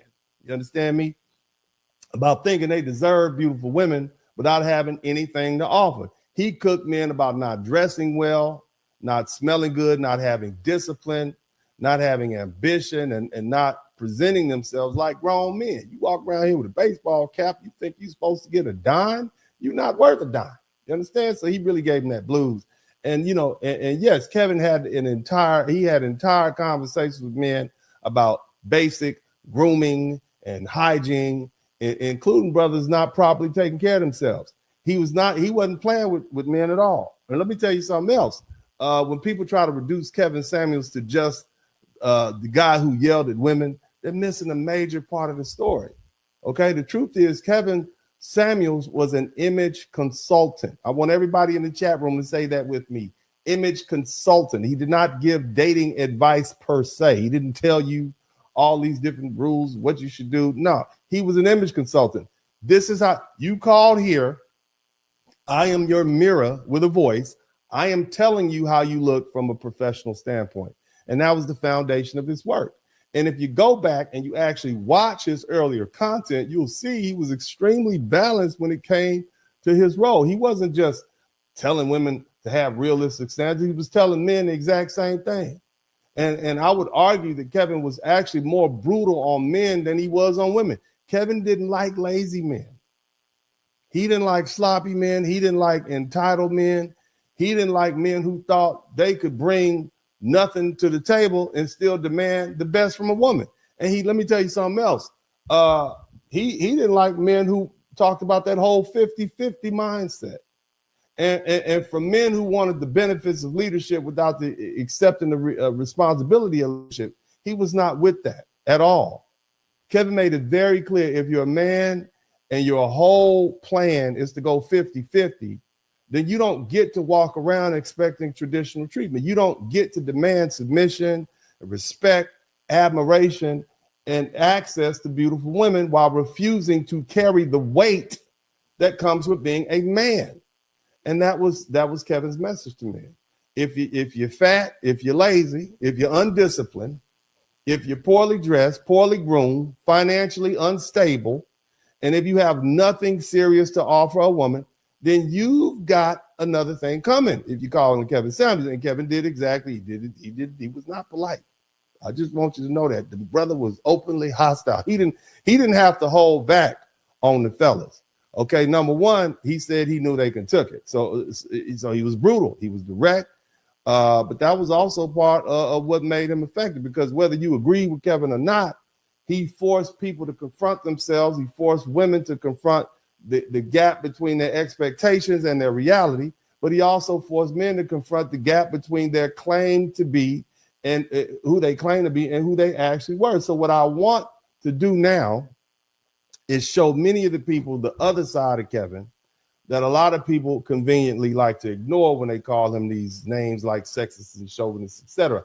I have a compilation, again, some of the best moments that many of these podcasters have stolen and incorporated into their channel. So I'm just going to reappropriate them back for Brother Kevin. It's about 30 minutes long. This is Kevin Samuels cooking brothers for being out of shape, undisciplined, entitled, unhygienic. I mean, let me explain something to you ladies. There are a lot of men who were raised, unfortunately, and hygiene was not the priority. Okay. And so a lot of these men don't know how to properly brush their teeth. And that's unfortunate. Unless they go to the military or perhaps even prison, some institution where they're surrounded by other men. Many of them don't know how to wipe their butts correctly. And that's a shame. So you got 30-year-old men walking around with skid marks in their drawers. That's because they have not been taught to wipe their butts correctly. You understand? And these same men, they have these unrealistic expectations. They're unprepared for the kind of women they claim they want. And they want to, put all these expectations. So yeah, Kevin went in on them. Now the thing is, I'm going to, what I'll do is I will actually look at some of these videos with you guys. I'll preview a couple, just like I did to women. I want to be fair. I want to be Uncle D is fair. I'm a fair person. I don't want y'all to think I'm going to sit up here and laugh at those ladies and not give these dudes the blues. So what we'll do is I'll take a couple of the videos of Kevin cooking dudes and we'll see how it goes. You guys make sure you and an Uber driver. Okay. Strike 1 and 2. What? Look at Kevin. Kevin is saying, first of all, sir, this is a broadcast for high value men. Okay. You are the dude that picks me up, and you got your rap tape or whatever you're doing. I don't know what's going on, but you ain't it. All right. So that's first rip. And then another thing, look, you don't look well groomed to me. Okay. You got that. That's not a corporate look, sir. You already got them wide set eyes. Okay. I know I'm supposed to be quiet. I know I'm supposed to let Kevin cook, but I can't help myself. I'm looking at these wide set eyes. And you know, you got the gecko. You're looking both ways. And so now you got the little mop head thing on. You look crazy, sir. You look crazy. I'm looking at you the way Kevin was looking at you right now. Uber driver, musician, you look crazy. But again, I'm not going to interrupt because I know, you know, I will talk through the videos, and I've been doing my best not to talk to the videos, but I'm gonna go ahead and let Kevin cook. Nobody could cook like him. All right. I know. Are you serious? Are you trolling me? Ninja, no, what? I'm not. Ninja, what? You date your enemy is your pocketbook. Damn. I know. Don't come here to talk about black women. Man, see? I mean, are you being serious, bro? He's being serious, Kevin. He's serious. I am, but the finances is definitely something that I'm working on. Oh, hell no. Sir, you already lost. Just go ahead and get off. Why are you still there? Just get off, man. It's not a good look, sir. Just go ahead and get on out of there, and you know, get you another shift with Uber or something like that. Go start working for, you know, Uber Eats. Okay, that's what he's saying. All right, but let's go ahead and listen. Black woman who's dating you actually came in here to tell me that you dated a black woman who's pursuing 2 dual doctorates. I'm a PhD. And you're a goddamn Uber driver and a musician. That's not a problem, except you frame black women as your enemy, and your enemy is your inability to be productive on a serious level. Again, now see, Kevin and I understand something, okay? And I want all you fellas to come in close. I want y'all to come in here. I am an advocate for black men, okay? And I'm an advocate for black men because I'm a black man and I have black sons, okay? But I'll be honest with you, is if I was as brutal on YouTube and honest on YouTube as I am with my sons about what I require from men, a lot of you brothers will have your feelings hurt, okay? I hold back. And what you saw right there, many of you all may have missed it, but that's Kevin holding back. I'm going to let him play that again, and then we'll talk about it. Listen, Uber driver and a musician. That's not a problem, except you frame black women as your enemy, and your enemy is your inability to be productive on a serious level. All right, so basically what Kevin is saying is that a lot of these brothers who are angry with black women, black men, whatever, there's a lot of white men and all men who are angry with women. You're angry because they don't want you. You're angry because they look past you. You're angry because you feel entitled to them. And let's just be honest. You know, if you're not in the top 5-10% of men, women are just gonna pass you by. Why would they have a child with you when they got this guy over here that's 6 feet tall with some money, 6'3", 6'5", billionaire, whatever, millionaire? Why would they want to have a child by you? You have not proven yourself to be genetically viable. On the biological scale, you have not proved yourself to be worthy to reproduce. And so they are rejecting you. That's what's happening. This is simple biology going on here. And unfortunately, guys who get rejected, if you're on that end of the or that low end of the status, low end of the money scale, you're gonna try to, you don't want to accept responsibility for yourself. You want to say there's something wrong with these women. You see, and I've never had an issue getting women. I've never had it, you know, they're around. You see, but and most men, if you really think about it, you can't get the women you want. You see, and I'm gonna be honest with you. I understand that frustration, but again, you know, I have some physical advantages. I'm tall, I'm handsome, I have a great deal of education, but I didn't start off like that. Yeah, I might have been tall when I was 18 and 19, but I'm not who I am now.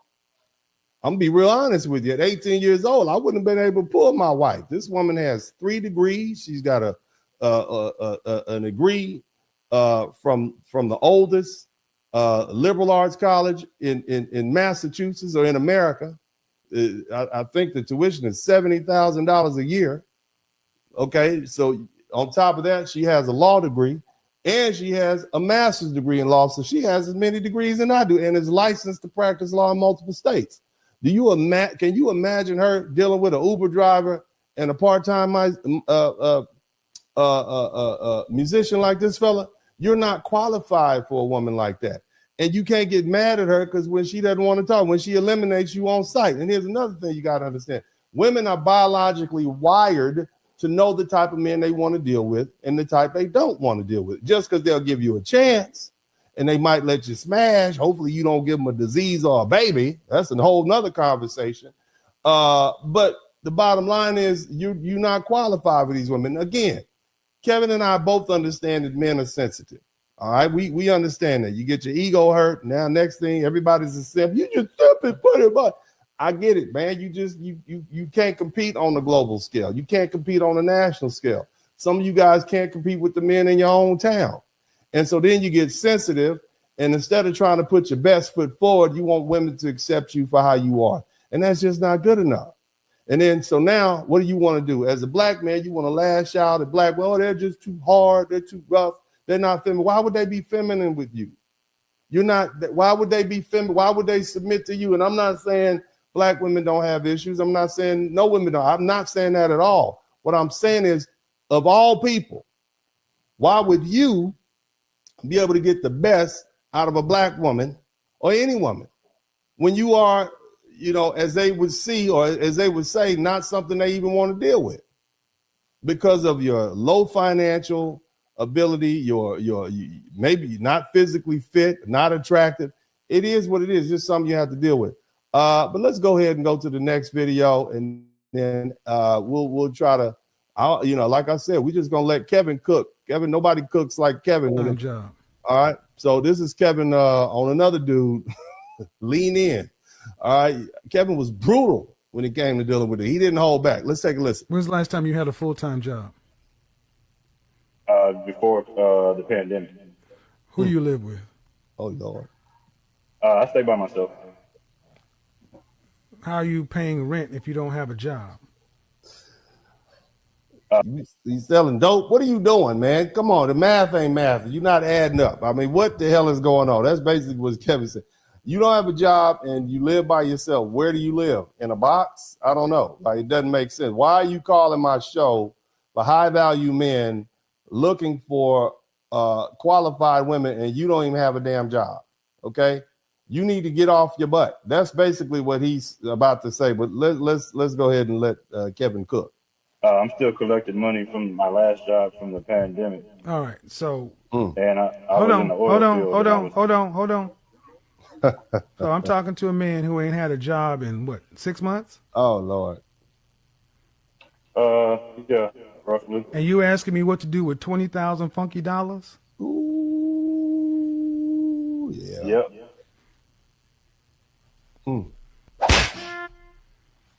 Nothing you can do with that, brother.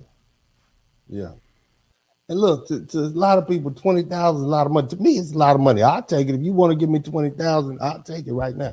Matter of fact, shout out to everybody who's contributed to the Super Chat, the Cash App, and the PayPal. I'm going to tell you now, I'm not going to read that because I'm trying to keep it prestigious and whatnot and dignified. So I'm not going to read all your Super Chats, but I see you over there. And if you learn something, I should learn something. And hopefully I'm giving you something, some new stuff that you didn't know. But specifically, Kevin is, you know, he's from the perspective that, you know, you want to talk about real money. Now, by this time, you guys know that Kevin was notorious for drinking those power drinks, or what are they called? Red Bulls. Kevin would do consultations even after he got off his broadcast. He had people calling in from Dubai. These people were paying him thousands of dollars an hour just to speak to him. Okay. So, I mean, when I tell you, I saw, the brother was making $500,000 a month on YouTube. Okay. $500,000 a month on YouTube at his height. You understand me? And then he had the consultations. You had to book an appointment. The man was charging thousands of dollars for imaging. I mean, the man had the whole world was calling it. And of course, this is during the pandemic. So he had the whole world. He was the best thing on YouTube. It's free. You don't need a television show, nothing good on YouTube. I mean, nothing good on regular TV. So here you got this entertainment and education coming in. And I mean, it was a perfect timing. And that's part of the reason why he blew up. And then on top of that, the things he was saying was it resonated with so many people, because these are the things you want to tell everybody. Hey, you crazy. What is wrong with you? You're delusional. But I'm gonna go ahead and let Kevin finish, and then after that we'll come back, and then I'm gonna just let him cook. That pregnant pause. There's that pregnant pause again. Masterful. You can't increase zero to nothing. You can't increase zero. Man, yeah, that's brutal. That's brutal. But that was Kevin, man. And so again, that's just a taste. Let me I want you all to understand that. Well, here's the thing. We're gonna come back. We're gonna set the table after that, and I'm just gonna let Kevin cook for about 30 minutes. And this is Kevin Samuels before you all knew who he was. This is Kevin Samuels. This is the part of the legacy that people don't talk about. This is the part of the legacy that they leave out. This is Kevin Samuels being, I mean, just ruthlessly brutal with men. So you guys check this out. I'm gonna come right back. You guys make sure you stay tuned in. Again, this is Kevin Samuels. The legacy continues, and I'm gonna let him do what he do. You guys make sure you like, share, and subscribe. Guys, men who take care of themselves make better impressions on everybody. Pro tip: when you're dealing with, when you're dealing with high quality women with some style or some class, they look at how you take care of yourself. This is why it's, when I talk about men burning candles around your house. Wipe until the brown is. Wipe your ass, niggas. Stop wiping your ass with toilet tissue. After you take a shit, you wipe until the brown is gone. And yes, you also need to put your index finger, your middle finger up and around your bunghole a little bit, nigga. Yeah, you need to go, not no freaky shit, but you need to make sure you clean out to where you don't want no fucking dingleberries, man. And you cannot wipe yourself clean enough with toilet tissue. I'm a musician and an Uber driver. What? I know. Are you serious? Are you trolling me? Ninja, no, what? I'm not. Ninja, what? You're dating. Your enemy is your pocketbook. I know. Don't come here and talk about black women as your man. See? I mean, are you being serious, bro? I am, but the finances is definitely something that I'm working on. Hell no. A black woman who's doing you actually came in here to tell me that you dated a black woman who's pursuing 2 dual doctorates. I'm a PhD. And you're a goddamn Uber driver and a musician. That's not a problem, except you frame black women as your enemy. And your enemy is your inability to be productive on a serious level.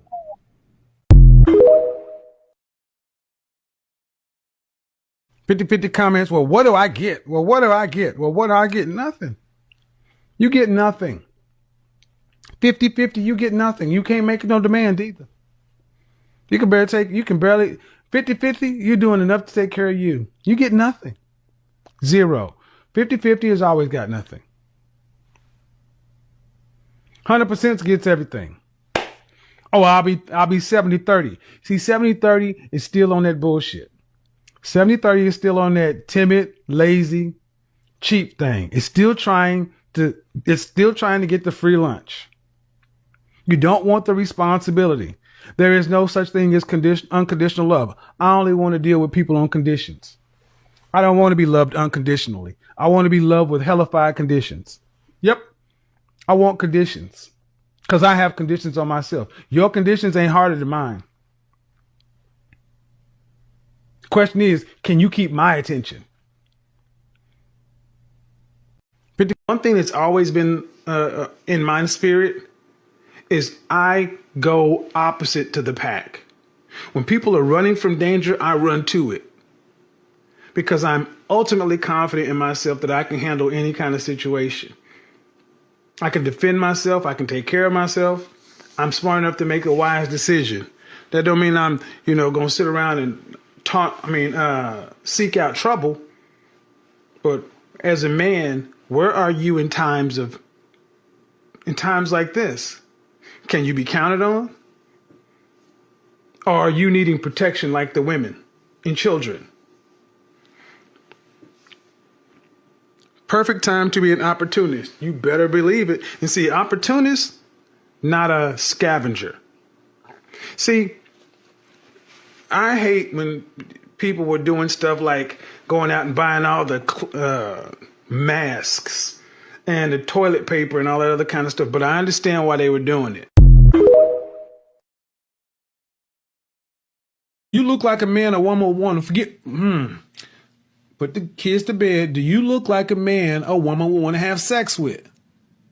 That matters. It matters because, like it or not, women have choice today. They don't have to marry you because y'all all from the same hometown. It matters. Men, you gotta compete. Yeah, you gotta compete. That means if you're walking around at 30 plus years old, 40 years old, in some baggy jeans, graphic t-shirt, pot belly, scruffy looking hair, no cologne, hat turned backwards or something, dirt under your fingernails, some sneakers or whatever, and you expect the bad chick to want to be with you, you out of your damn mind. You're going to get the best of the worst as possible. Those are the chicks that are going to check for you. And those are the chicks you're going to check for because you're not going to try to do anything better because you know you don't fit there. When's the last time you had a full-time job? Before the pandemic. Who do you live with? I stay by myself. How are you paying rent if you don't have a job? I'm still collecting money from my last job from the pandemic. All right, so. And I was in the oil field. Hold on. So I'm talking to a man who ain't had a job in what, 6 months? Yeah, roughly. And you asking me what to do with 20,000 funky dollars? Yep.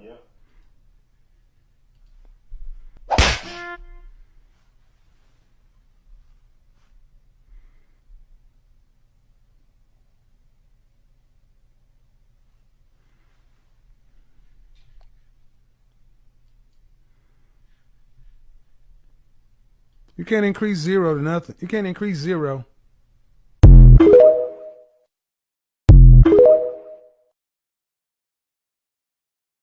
All you have to do today as a man is to be better than these bums walking out in the street. And when you got 40-year-old men wearing t-shirts, jeans, and Jordans talking about they want to be treated like a man and get respect, dude, they're making your life easy. Imagine the kind of women, imagine the people that you're going to be your competition, the women you're going to be competing for. They're used to these damn Cro-Magnon men. If you're trying to make a good impression on your boss or your coworkers, the work is done. If you're trying to make a good impression on that little sexy senorita, work is done. And you don't have to break your bank and spend a lot of money. You don't need to be looking like you're still in your mama's house playing Madden or NBA 2K. You need to carry yourself like a man. And a man, you can define a man by his space. You need to get a comfortable chair that you sit in. Guys, so much about you is said by your space. Are you a man? Fuck your degrees, fuck all of, are you a man? Can you survive? Can you make some shit shake? Or are you sitting back waiting to be taken care of? This is a crucial point in time for a lot of men.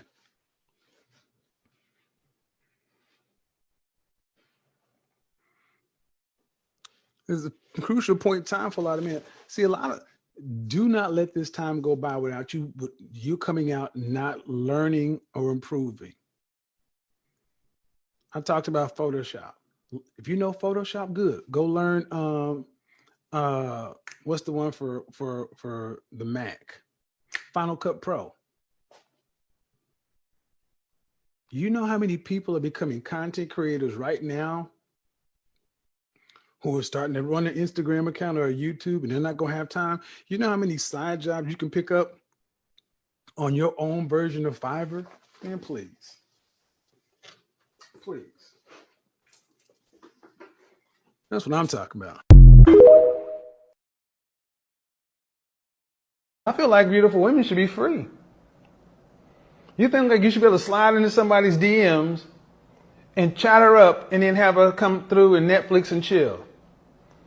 I hear more bull from men talk about, man, women out here dating this and that, and I'm not going to spend more than $20 on a date until I get to know such and so forth. That's what I think of all y'all saying that. So I think of all men saying that, and let me tell you why I think that. Because it is on us to ask better questions before you take somebody out. If you end up going out with a woman and she is a dinner scammer, then you failed. That is a horrible attitude to go into the market. I'm going to treat all women. I'm going to take a woman that's obviously up here out to Starbucks because I don't want to get scammed for $30. Keep your broke ass at home. But see, I hear a lot of this stuff, and what I hear on both sides is fear, scarcity, and lack. To the point to where men and women are going into the dating environment like enemy combatants. You never actually stepped to a woman. The problem ain't women. The problem is you. You expect a woman who's got plenty of options to send you choosing signals over the alpha males and select males. You don't think you should have to go in there and compete for them. Why would a woman choose you when she got better options? I feel like I'm a decent option. You may be decent, but you're not better. God damn. I said better. If you're not a better option, you want better outcomes, you got to do the work. See, you want more than you're willing to work for. You don't even want to approach a woman. You think a woman should approach you. That's why you get nothing. You're sitting back entitled. I think I'm a pretty decent pick. Good. How's that working for you? Dry as hell. Never had a girlfriend, never had a date. Just run down how women send you bad energy. Ain't no bad energy. Ain't no bad energy. It's you. That's why I'm doing this show, to show you guys how you're so in your head blaming women for all this stuff. And you can't even tell me the first time you asked the woman out. You won't even risk rejection. That's how soft you are. How are we supposed to build bricks with this kind of straw as men?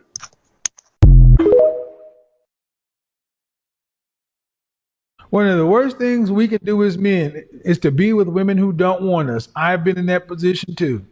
I have simped. I've been in the friend zone. I've done all that kind of stuff. And I will tell you, gentlemen, don't do it.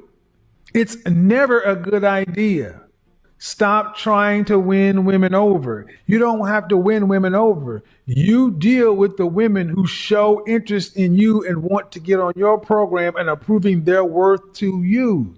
See, you had to work to become a high value man. You don't have to work for a woman. A woman has to work for your last name. She has to work for your ring. She has to work for your commitment. Because we grew up in Disney, and when we were told that it was us that needed to do the other, that's why they hate these channels. They hate the channels where we start telling men, no. Most women do not want you moving this way because it puts them squarely in a position where they got to compete. It puts them squarely in a position where you have options, you have leverage. Well, guess what? Why? Because it's your turn now, gentlemen. Winter is coming. And when winter is here and you are high value, you are in that top 20%, top 10%. You have options. You have leverage. Use them for your benefit. I would still like to have a family. I don't want to have a single. You have a family. You have 3 children and you're a high school graduate. Yes, and you've been reduced to staying at home with your children. And you came on asking questions about women. You don't need to be doing anything with women. You need to be a monk. The average woman in this country black woman earns $37,000. Effectively, you're a woman. Damn. I'm not joking, man. I'm not saying this to clown you, but I'm concerned that you came in talking about women and you got 3 mouths to feed. You can't make any more babies and you got to get someplace to where you're earning enough money because are you on state-run child support? No, sir. I take care of my kids. I don't think you understand. All they need to do to screw you up is one of those 2 women put you on child support. Taking care of them or not. It's a punitive measure. And then the government, the state watches everything. So my point is, you don't need to worry about women. You need to get a profession or 2 and putting in 60 hours a week minimum.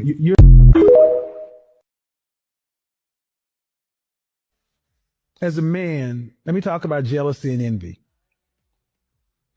In your Esquire phase, you're all starting out pretty much the same. You have your friends you have from high school. You had your friends you have from college, right? Y'all all down bad. Y'all all working together. Y'all going in on a bottle of Bacardi. Y'all split everything. Y'all getting the Domino's pizza specials, you know. And the funny thing is the camaraderie when you're poor with somebody is amazing. But then something happens. There starts to be separation. And one guy starts off and he starts doing better than the other guy. So around 30, and this happened to me, you start to become successful, more successful than your friends. And then the jealousy comes in. They start pocket watching what you purchase, looking at stuff, start making comments, it's Cain and Abel. And when you see that start to happen, gentlemen, cut bait. Don't wait to get caned. Cut bait. I'm telling you, it's lonely. A high value man, it is lonely because you got to be careful. Women aren't like that with money and success. And how many hours were you working at this company? Maybe I'll say 36, depending on the other job as well, because I was working both of them at the same time. So you haven't even had a full-time job. You've never held full-time employment. So how do you go from not having full-time employment to entrepreneur? There's no free money. Mm-hmm. There's no get rich quick. You need to go to McDonald's, Chick-fil-A, Popeyes, Burger King, Big Lots, Kroger. You need to go pick up whatever job you can to work. Grab your balls and become a man. You got to get your own place, dude. Turn off YouTube. Get in the world. Because you can't. Okay, dude. No. You're still trying to think of ways to not do it. You want to do it. You don't want to get your hands dirty. That's what it is with a lot of you young guys. You don't want to get your hands dirty. That's hard. That sounds like work. So should I do it this way? No, you should get your ass up tomorrow and go get a job. Because you're on the channel of an image consultant, right? Yep. I talk about men trying to become the best version of themselves, get themselves into the top 10% of men. And dude, you haven't even got into manhood yet. Your mother needs to put you out. You're a physically healthy 25-year-old man living in your mama house. So to tell me you don't have a girlfriend because you're focusing on your purpose, that's some YouTube bullshit. You need to get out of your mother's house and go to work. You need to be gone by November. So even graduate school then? Oh man, I'm sorry. No, graduate school in what, man? Okay, go into more debt for sports management, which is going to do what? It ain't doing nothing now. I would still like to have a family. I don't want to have a single. You have a family. You have 3 children and you're a high school graduate. Yes, sir. And you've been reduced to staying at home with your children. And you came on asking questions about women. You don't need to be doing anything with women. You need to be a monk until you get your stuff together. That means some sort of profession. Because honestly, man, you're not living like a man. You're living like a woman. Effectively, you might as well be on government assistance. Damn. What's the most you ever made per hour? 19 an hour. The average woman in this country black woman earns $37,000. Effectively, you're a woman. Damn. And I'm not joking, man. I'm not saying this to clown you, but I'm concerned that you came in talking about babies. And you got 3 mouths to feed. You can't make any more babies, and you got to get someplace to where you're earning enough money because are you on state-run child support? No, sir. I take care of my kids. I don't think you understand. All they need to do to screw you up is one of those 2 women put you on child support. Taking care of them or not. It's a punitive measure. And then the government, the state watches everything. So my point is, you don't need to worry about women. You need to get a profession or 2 and putting in 60 hours a week minimum. You're behind, man. You're really, really, really behind. 27 with 3 kids. So women are not on your radar. So I said you need a roommate so you can save money. Is that your roommate? Yes, sir. Okay. Male or female? Male. Okay. We've allowed young guys like this to be too lazy for too long, and sometimes life's got to teach you. He lives in Long Island, and all he is excuses, excuses, excuses, excuses. You're broke. When we were younger, we didn't have the internet and all these distractions. We had to get out. There was no come stay in the house and get your shit together. Nope. And before people may think that's a little harsh, I was alcohol and drug counselor. I've heard worse, far worse. He's in denial. He has to hit his rock bottom. He's looking for answers, but the answer is, first, in order to get better, you must admit you are powerless over alcohol or drugs. You got to admit. Then you got to do the steps. Because men, where I come from, we work. We work. A man is what you do. Because a man is supposed to get out there and make shit happen. Even if he has nothing, he's supposed to make something. Powerless over your addiction. We tend to stand in our own way. And somebody asked, when did you get your stuff together? When I finally stopped being in my own way. I started admitting that I didn't know everything, that I could be wrong, that I was misunderstood. When I looked at my acceptance and abandonment issues, this issue, that issue, whatever, when I forgave myself, forgave people I need to forgive, allowed myself to make mistakes, not be so hard on myself, but demand the best for myself, wash, rinse, repeat. Nobody gets out of this life without a bunch of mud on us and dents and dings. We all doing the best we can.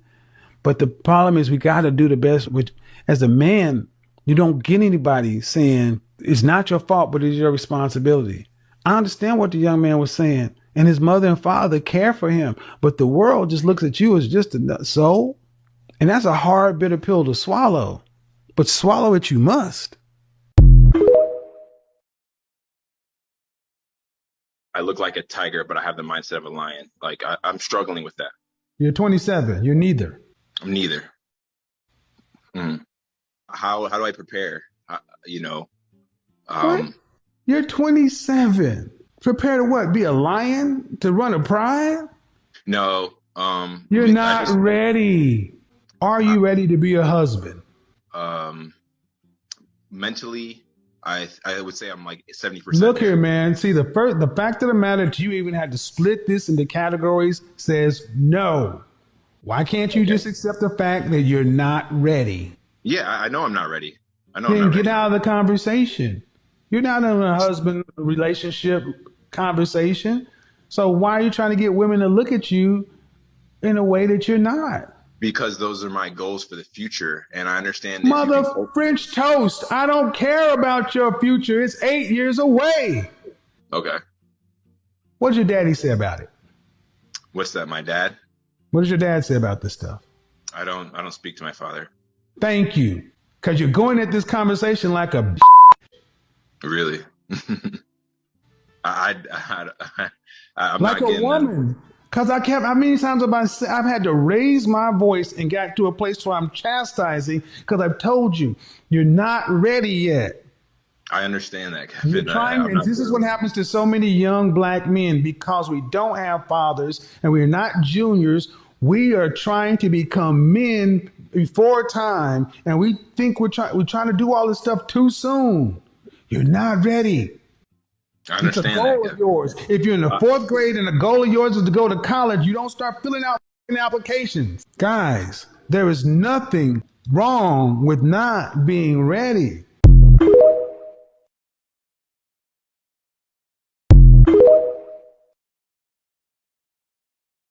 Of this country. There's not a place in this country where we don't belong. So I walk in everywhere like I belong. If I have the credentials, if I have what everybody else has, I'll have what everybody else has. Let me say that again. If I have what everybody else has, I'll have what everybody else is having. And that's what I want for you to start looking at yourself like you belong. What I see is so many black men who have the ability, the potential. But when even that broadcast I did the other day, I had some guy to get in the comment section talk about, young brother, you know, don't ever think that, you know, you go into these rooms and these people are going to look at you the same. I could give a fuck how these people look at me. I know how I look at myself. All this bougie shit that we feel like other people can have, but we got to have the fucking leftovers and the chitlins of the world. Fuck that. You get lobster too. And then you can still go eat a 2-piece and a biscuit. You belong there. Don't give them the comfort of security of your absence. Don't make it easy for them. If they have those kind of limiting beliefs, put your black ass in a room and make them recognize your gangster. Do not self-segregate yourself to make somebody else feel comfortable. Take what's yours. Don't ask for it, take it. Once you finally realize this is where your life and you get to make it, then you have to get competitive and then you got to get aggressive. Yeah, you got to get in the fight because they ain't going to give it to you. Power is not given. It is taken. Taken. Taken. You can't appeal to somebody's nature or whatever. You take it from them. What I tell you, fighting and fucking, what are you fighting for? Everything out here has somebody coming from another country to come get their piece of it. You were born here. There is no place here you can't go.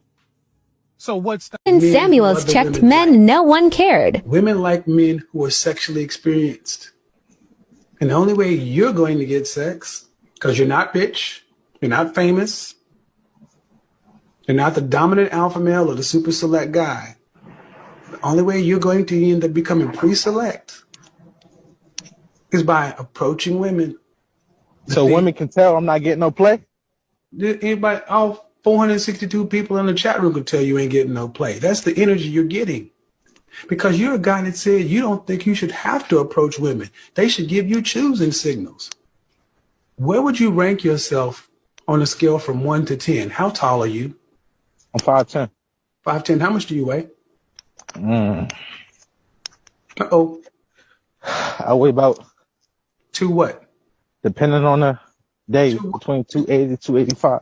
So you're a yeah. So you think a 5'10", almost 300-pound dude, how much money you make?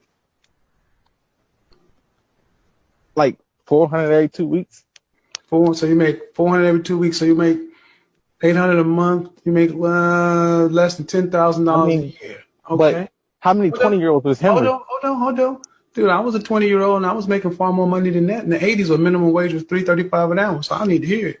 How long? You got a big... Huh? You have a big... I mean, it's above average. I ain't no Ron Jeremy. No. I asked you if you had a big... Say it was above average. I don't know what that is, really. You know if you got a big... Stop the... Every dude know whether or not he got a big... I know I got a big... No. I mean... You don't have a big... That's the point. You don't have a big dick. You don't have a big wallet. You're a fat dude. And you got a lot of nerve thinking you should get choosing signals at 5'10" and 300 pounds, making less than $1,000 a month at 20 years old. And women should approach you. What they get, they don't even get a big dick.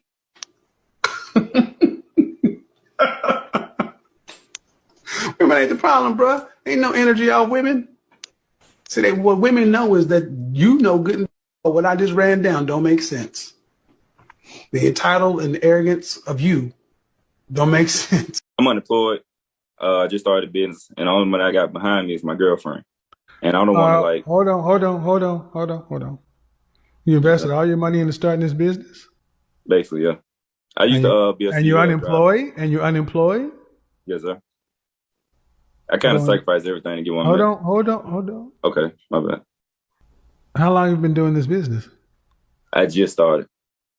And what does that mean? What does that mean? 3 months. 3 months And ago. you've been unemployed for how long? Ooh, close to almost a year. It's been kind of hard to get everything together. Sir, this is unacceptable. Yeah, I know. I hope you didn't come here looking for sympathy. Oh, no. Heck no. Do you have both your limbs? Yes, sir. Then why don't you have a job? Because all right, so long story short, I used to be a No sales rep. long story. Dude, you're 29 years old saying I'm a freight broker and I've invested. No, I'm 27. Yeah. 27, whatever. You use words like invest in business. You're unemployed living off your girlfriend. Now, I use stock options, but I made good money off stock options, but at the same time, I lost a lot of money because I get a little greedy from here and there. But it kind of helped out too. So it's kind of been like from stock options from there and her money too. How much are you earning a month? Ooh, shit. About under 1,000, depending on how. Then don't tell me damn thing about stock options. Negro, you need a job. Get off YouTube, get off Instagram, get off TikTok, get off your ass and go to work. Yes, sir. No, there ain't nothing else to say. And she must not have a daddy. Because if she had a daddy, no, he can't be about shit because he couldn't be around my damn daughter. I mean, I'm the one that... I don't want to hear it. Why'd I do that? Because, guys, look, we got to call bullshit when we see it. Starting a business, but unemployed, earning less than $1,000 annual on the internet. You got to get out and make money to invest in yourself and to increase your competency. And you got a girlfriend. We all know he's using his I don't think you should be fucking with her when you're broke. You can't afford the outcomes if it happened.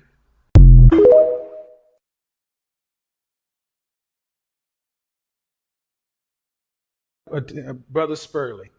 Brother Spurling met his fiance in my mixed group, and she was doing her thing, Ivy League educated, beautiful sister. He's a successful attorney. Now he's like, shh, that's my wife. I'm gonna put her through law school. She's gonna become an attorney at my practice. That's the kind of shit I'm talking about. I want to call you back to the sister that called into my show who said, when I first listened to you, I didn't like you.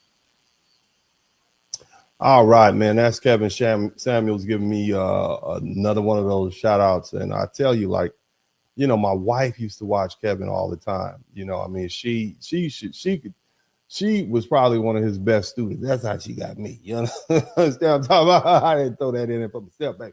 Yeah, shout out to me. But no, so you know, so she would pull these clips. He mentioned, you said, I'm like, oh, that's cool as hell. Cool, man. Brother's all right. I appreciate that. I had probably about 10,000 subscribers. You know what I'm saying? I was still over here just talking stuff and talking ridiculous and crazy. And, you know, but everything I said back then was meaningful to a lot of people. And shout out to all the folks who've been following me for all these years. And shout out to my Ice Lords. Big up to you guys. Shout out to all the new people. I know this is a little different from what I've been doing lately, but you know, times have changed. It's not 4 years ago. We're in a different political season.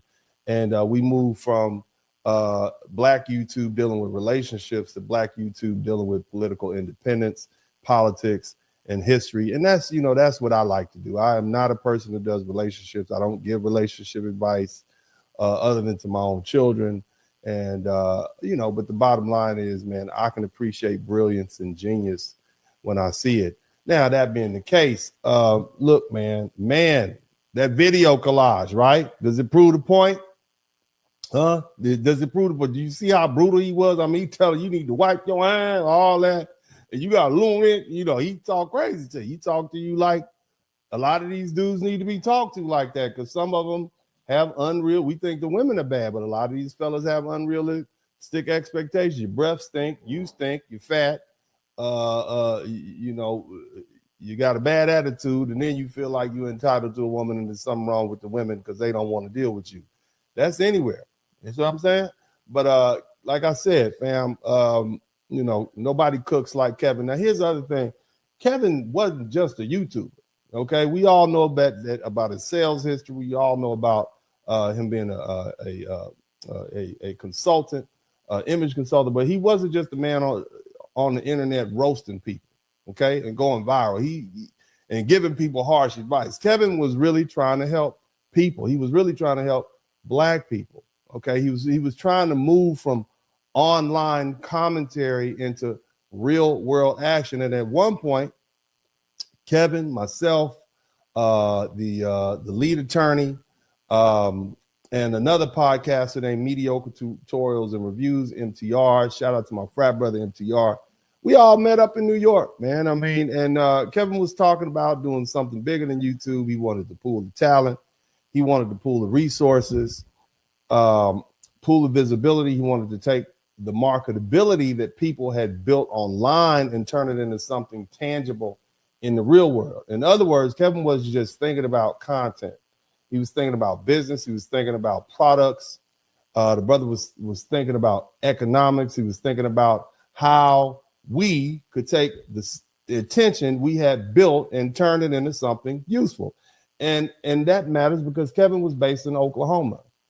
And as many of you all know, Oklahoma has a serious legacy when it comes to foundational Black Americans and Black Americans in general. We had the Tulsa, Oklahoma. It was the home of Black Wall Street. And at one point, that area represented Black economic power and Black business ownership and Black independence and Black community building. And so when I look back, okay, on what Kevin was trying to do, I don't see it as random. Kevin was trying to build something. He was trying to be an inspiration. He was trying to push men to level up. And not just in how they look, not just in how they dress, and not just in how they talk to women, but in how they operated in the real world. Kevin was trying to help a lot of people. And one of the things I later learned came from watching O'Shea Duke Jackson's video. You all know O'Shea. What's up, everybody? This is O'Shea Duke Jackson. You know O'Shea. O'Shea is hilarious. He's one of my favorite podcasters, favorite YouTubers of all time. Now, if you know anything about Black YouTube and urban Black YouTube and the Black manosphere, if you will, or whatever name people want to put on it, then you have to know who O'Shea Duke Jackson is. He's one of the most consistent people in the space. To me, O'Shea is the heart and soul of urban Black YouTube, bigger than all of these comedians and stars and whatnot. And I told O'Shea, I told him before that I believe he's going to be the first billionaire to come out of the Black manosphere. And as far as I'm concerned, he's well on his way.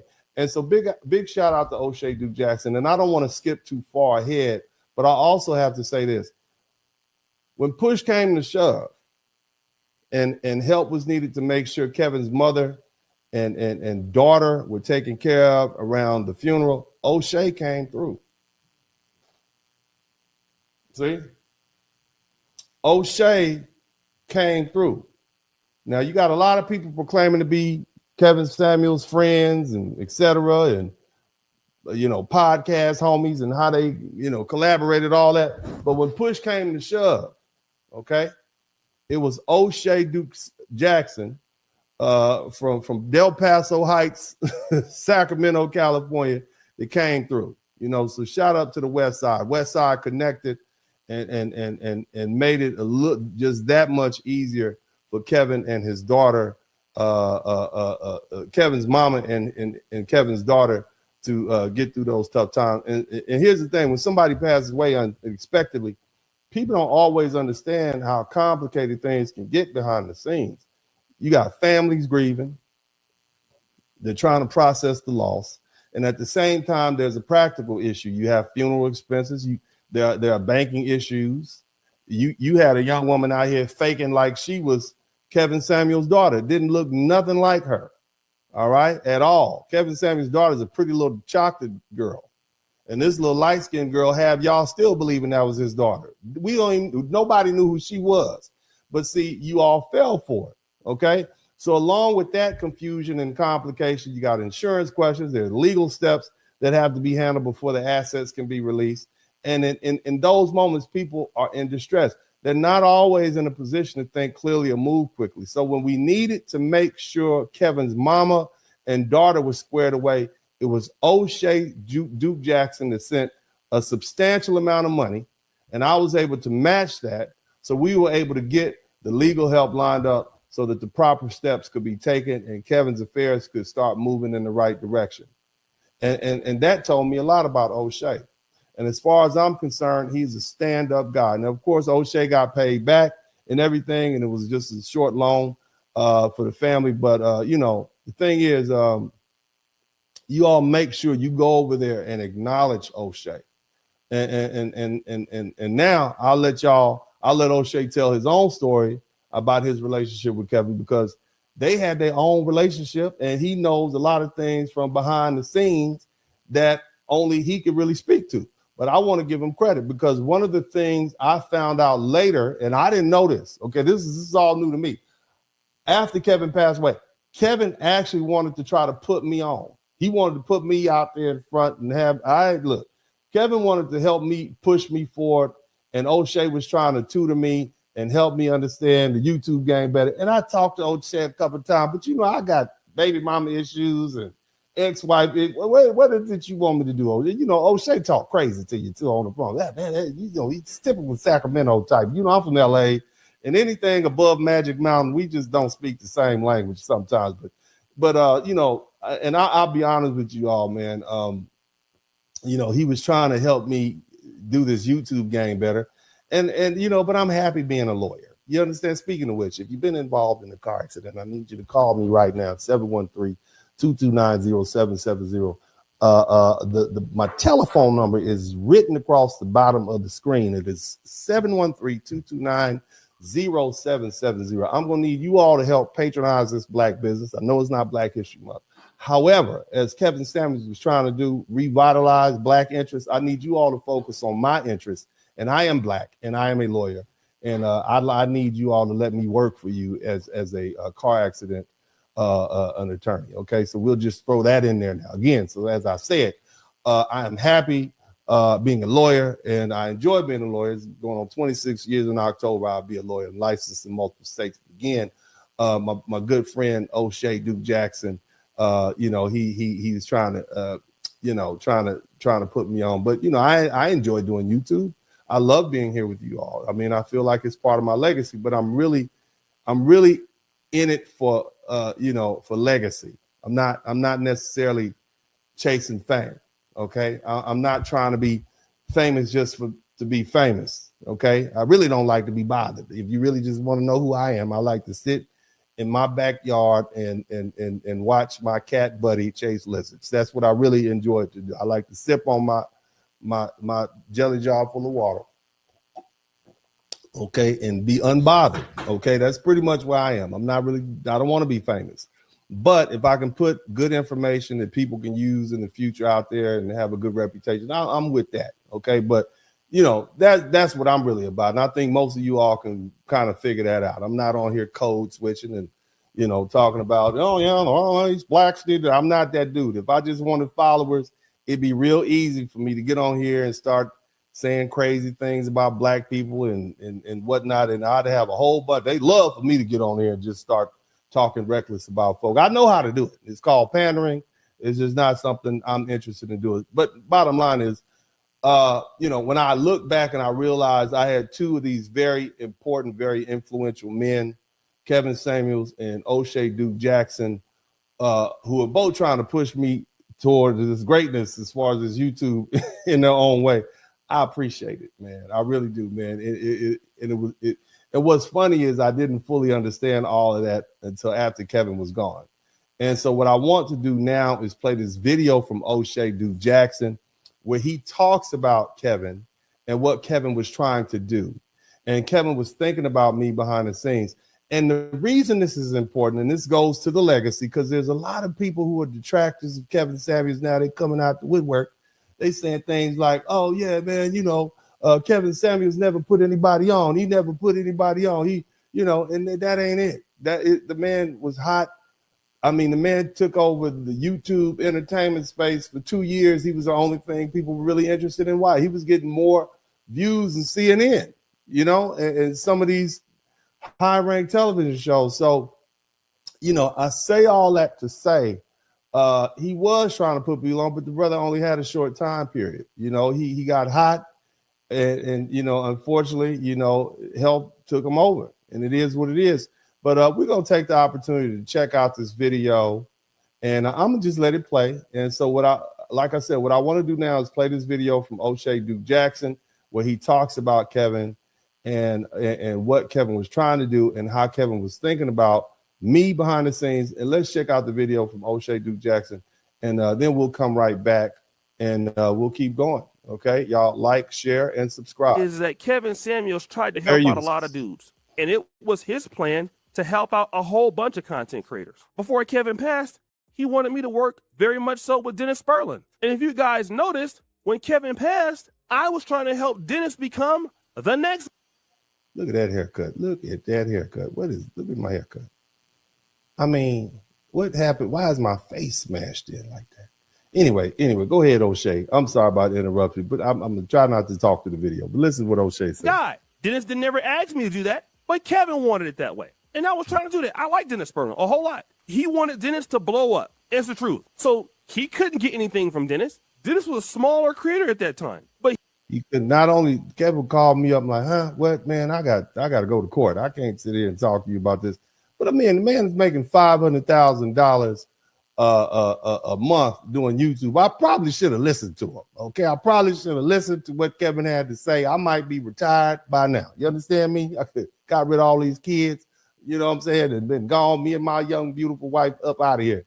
But you know, again, like I said, I enjoy being a lawyer. I enjoy doing that. But let's go ahead and finish listening to Brother O'Shea. He wanted Dennis to blow up. So what did he do? He said, listen, O'Shea, I want you to work with Dennis. So how is that not putting people on? But again, these guys who hate Kevin are always talking this trash and jealous because Kevin got so much respect. Yeah. So shout out to O'Shea Duke Jackson. And like I said, you know, now again, I hope you guys appreciate that video. And you know, like I said, big shout out to O'Shea. So here's the thing. Now that Kevin has passed on, you have a lot of people who have a lot to say about him, and that's where that came from. So really, O'Shea was responding to some detractors. You understand me? And we won't name them or mention them anything because we don't want to give them any more publicity than they're due. But you know, a lot of people had a lot to say about him. Okay, but understand something. Kevin is still popular. He's a popular subject right now. He still trends. People still talk about him. People still react to him. People still use his name to get attention. And if you look around the internet, you'll see his influences everywhere. You see influencers imitating Kevin Samuels. You see men copying his delivery. You see people borrowing his format. You see people talking his talking points. You see his phrases. You see his tone. You see his image. You see his entire style, and trying to build their own platforms from it. So of them, okay, they don't even hide it anymore. These people, they'll take what Kevin said almost word for word, change a few words around, and act like they created, men and women, white and black. But the truth is simple. There will never be another Kevin Samuels. You can imitate the suit, you can imitate the microphone, you can get some lights, you can imitate his directness, you can imitate the questions, you can imitate the attitude, but you can't imitate the man. Kevin had a very particular combination of image, discipline, timing, charisma, intelligence, harshness, humor, and cultural awareness. And that's why he broke through the way he did. That's why people are still talking about him right now. And that's why so many people are still trying to copy his style. But here's the other thing I've noticed. A lot of people they don't just imitate Kevin, they also distort him a lot. And they distort his words, and they distort his messages, and they distort what he was trying to do. And in some cases, they've even tried to distort the man's life and the circumstances surrounding how his life ended. And that's why I think it's important to deal with some of these things directly, okay? Because Kevin isn't here to defend himself. And so when a man is no longer here to speak for himself, people will say anything, man. They'll take clips out of context. They'll make jokes. They'll create narratives. They'll use his nicknames and clicks, you know. They're trying to turn this man's life into some kind of punchline. And whether you like Kevin or not, that's wrong, man. And the next clip comes from a comedian named Samore, from her special, I believe. And I'm going to say fair use ahead of time. And you guys know who she is. She's a very famous Black comedian. She's been around for a long time. And, you know, she has a big fan, big audience, and a major platform. But just like, I'm going to let the video play. It speaks for itself. And then I'm going to come right back. You guys check this video out. Again, this is the entertainer. Her name is Samore. The reason they wanted him to do it because they wanted his feedback because he was honest. Because a lot of people aren't honest with women, and that's why they liked it. I don't know if this is Samore or not, but she got that Samore vibe. So you guys can correct me if I'm wrong in the chat room. But I thought this was Samore, but I'm not sure. But let's keep listening to what she has to say. Oh, would Kevin wasn't looking for people. They called him. They would line up by the hundreds to talk to Kevin Samuels. So I mean, they called for that. It's not like he hopped on the internet and started pulling up people's phone number off black. She's oversimplifying what Kevin said. That sounds good. Kevin said no. It's not about them liking you. You're not qualified for this, man. Even if somebody likes you, they like your attitude. They might like having physical relationship with you. But when it comes down to a serious relationship like marriage, a high value man has lots of options. Period. That's all that the brother was saying. Okay, it's not just a matter of, there's a lot of people I like, but I'm not gonna marry them. I've had a lot of women that I like, but I ain't marry them. Okay, thus far I've only married 2, and I plan to stay with this one. I like this one a lot. Okay, but it's a lot of other things that go along with that like. So she's kind of oversimplifying what the brother was saying. All right, that's like saying, yeah, a watermelon is a fruit and a grape is a fruit also. Yeah, but these are 2 different things you're talking about. But let guys, something you all don't know. And some of you all who've seen my posts, Kevin was tall. I mean, Kevin was my height, and I'm tall. I stand about a foot taller than most men. I'm about 6'4". Kevin was my same height. When you saw me, MTR, lead attorney, and Kevin, we were all the same height. That's about 6'4". I think MTR is about 6. I think he might be about 6'5". I'm not sure, but we're all tall. So this is a big, tall man that you're talking about. People assume that, you know, like you see me here, you don't realize Dennis is huge. And I like being huge. I like beating up. No, I'm serious. Anyway, but no, Kevin's a big, tall man, you know, and I don't know why people underestimate the brother like that, but and all these other harsh things, because, you know, she's alluding at the man's manhood, and that's the thing people do. You know, when they don't like what you say, oh, you must be gay, blah, blah, blah. You know, I'm going to tell y'all something. Kevin actually hired me to look into suing some YouTubers for that calling him gay or telling people that he seemed like he was gay because for defamation. And I talked to him. I said, brother, you know that goes with the territory. I mean, they've been calling at that time, they called Dr. Martin Luther King gay. They called Malcolm X gay. And in fact, there was a case where Tom Cruise tried to sue somebody in California for defamation because they said he was gay, you know, but the case law said it wouldn't go through because that's not considered a salacious form of sex just because the law and society has changed. So basically being gay is not so defamatory that it gives you ground to sue. But, you know, this is the stuff he had to deal with. It carried on through his life. The crazy part is Kevin Samuel passed away in the presence of a gorgeous woman that most of these men would never be able to get it. Most of these women would never be able to emulate or look like. And, you know, that was ironic because here you are, y'all been saying he, you know, questioned his manhood and he died, you know, with a gorgeous woman. But I'm going to let this lady finish talking because there's a specific point that I'm still talking about Kevin 4 years later. You see what I mean? What I mean, just so you can put it in perspective, what rapper are we still talking about 4 years later other than Biggie Small and Tupac and maybe King Von, you know? But then look how they passed away. I think Charleston White said it the best, man. Shit, I will be like goddamn bad way, fine motherfucker, that. I mean, you know what I'm saying? I mean, if you gotta go, you gotta go. But some people go and, you know, if you can go like that, I mean, gosh, it might be all right, man. You already in heaven on your way out. But I think he would probably find that funny. But let's keep listening. I'm gonna wear that pussy out. You just wait till I finish folding these khakis. Yeah. Oh, these goddamn khakis. Oh, she's a mess. Who is this? Y'all let me know who this is. Can't nobody find their clothes. Y'all let me know who this is. I'm gonna go over to Twitter and I'm gonna go. Y'all, I want to follow her on Twitter and Instagram. Somebody in the chat room, let me know who this is, or in the comment section. I thought it was Samoa. It looked like Samoa, but just the image is so small. But again, we're about to get to the point I want to talk about. Now I'm not saying he was. Okay. All right. See that? He died on a woman he had met that night. Okay. So the truth is he had met Hortensia that day, but he had done a screening process. But I'm gonna let her finish, and then we're gonna go into this a little bit more. Pussy, but I'm saying this, he had to be a man of his word. All right. So again, like I said, you know, people have, you know, they still talking about it, you know, and now, as I said, you heard what the comedian said, and somebody please let me know who she is. And, you know, and to be fair, it's kind of a double-edged sword.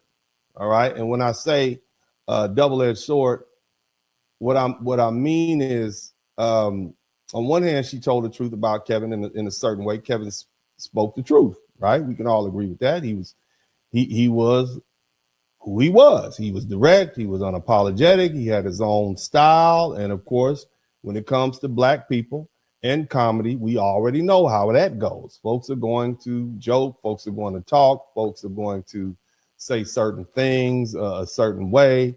But here's one part I do want to deal with directly. She said Kevin was with a woman he had just met that night. Okay. And she's trying to allude to the fact that this beautiful young woman was some sort of prostitute or some sort of call girl.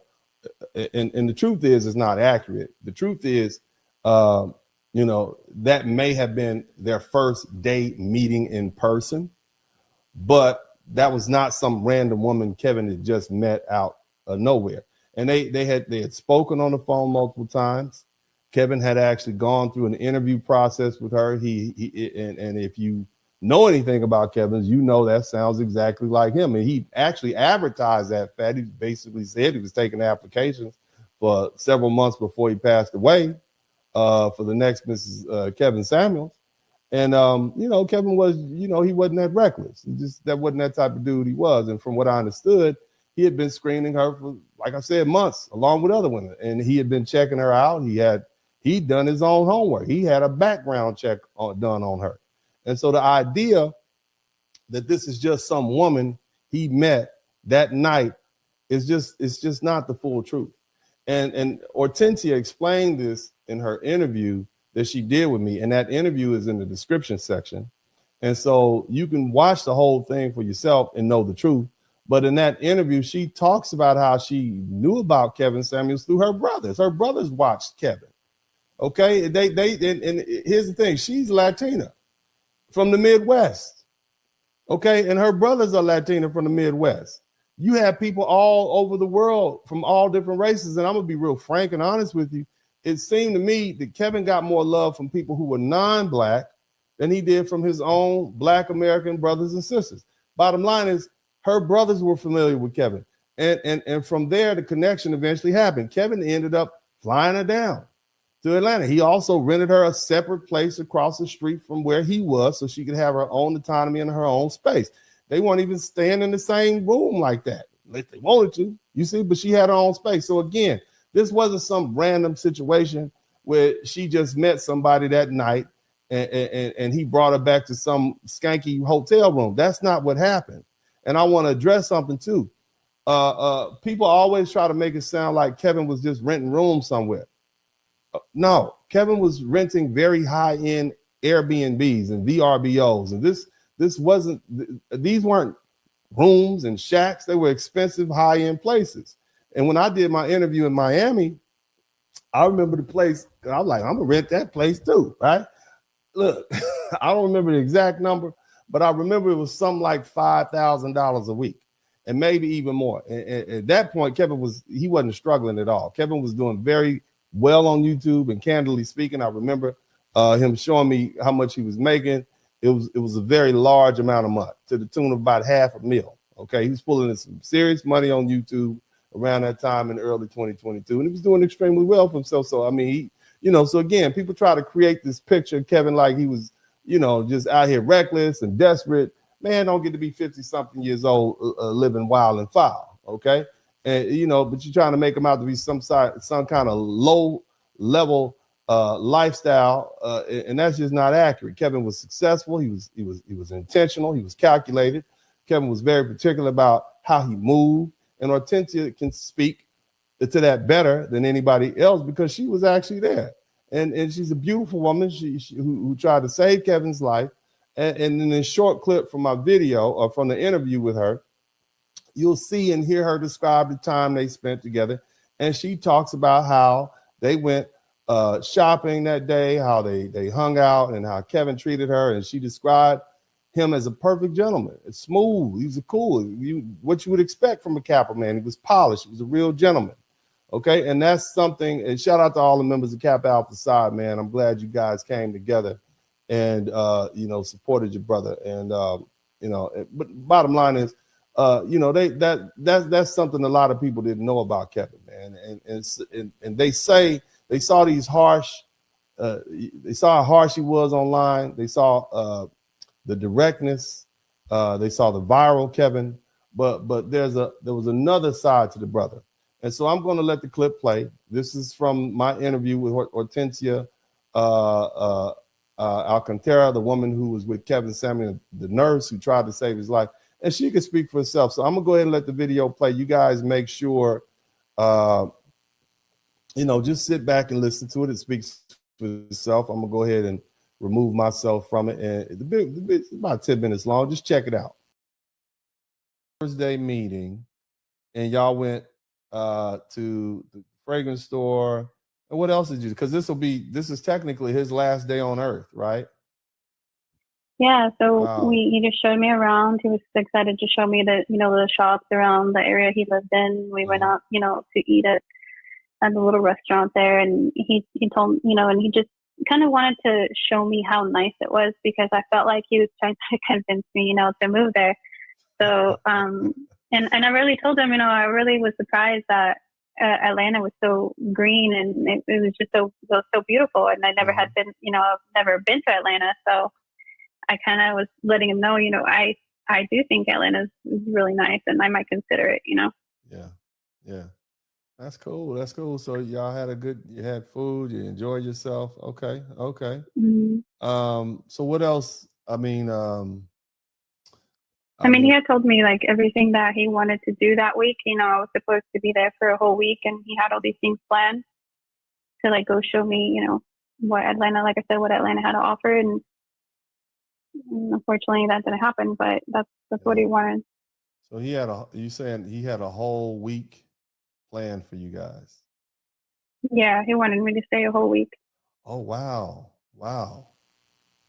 Okay. So I don't want to interrupt me, but how's the sound? Is the sound okay? I want to make sure the sound is okay. And again, I know you all know I'm gonna interrupt, because that's what I do. I talk through movies and I talk through the script. Is the sound okay? If the sound is not okay, let me know. I'm gonna make sure the sound is. Shout out to everybody who's contributed to the super chat, the Cash App, and the PayPal. But I'm gonna let me keep speaking, because I know this is important. But I wanted to make sure the sound is okay. If the sound's okay, hit the #1 button. All right. Y'all had dinner, whatever. What else did y'all do? I see. Here's a peculiar thing about Kevin. Whenever I went out with him, I never saw him drink anything. And I remember having to, because I can throw him back. You know what I mean? I don't mind getting faded. You know what I mean? That's what I like to do. I like to drink wine and eat and enjoy life. But Kevin never really drank. Did he ever tell you about? I had my belief. I thought it was because he had to kind of deal with cancer as a young man, and that kind of freaked him out. Did y'all talk about that at all?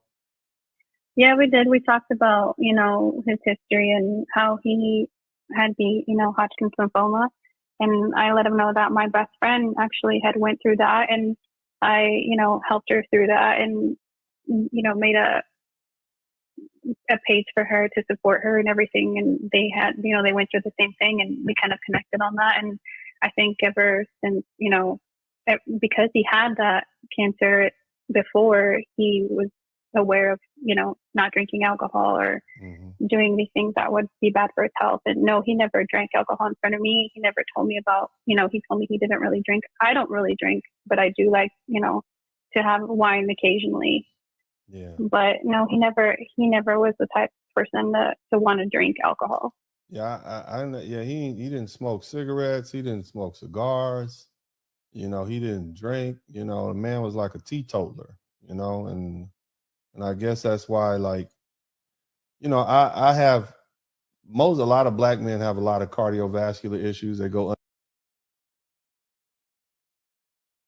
again. I don't want to interrupt me again, okay? But I'm still here, and I can't help myself. And so I want to make it a point. A lot of people was talking about when Kevin Samuels first passed, oh, it's drugs, it's over there. Nah, the brother didn't smoke, didn't drink, none of that. He didn't do none of that, okay? None of that. And so here we are. We got another situation where people who weren't there want to pretend like, here's another black man who's some sort of derelict or nothing. Like the brother was a teetotaler, didn't drink, didn't smoke. You know what I'm saying? It's just ridiculous. It's like, we just go out of our way to try to destroy the reputations of black men. And that's why, I really went out front to try to defend Kevin Samuels. Of course, his family asked me to do that. After I did the interview on the local Fox channel here, they reached out to me. And even Hortensia reached out to me because they saw, hey, I was out there trying to defend this man's reputation. Were they trying to destroy all these people? So, but anyway, we cannot allow, our people, black people, especially black men, to have their legacy and their reputation destroyed just because there are people out there who may have been offended by something they said. The brother spoke the truth.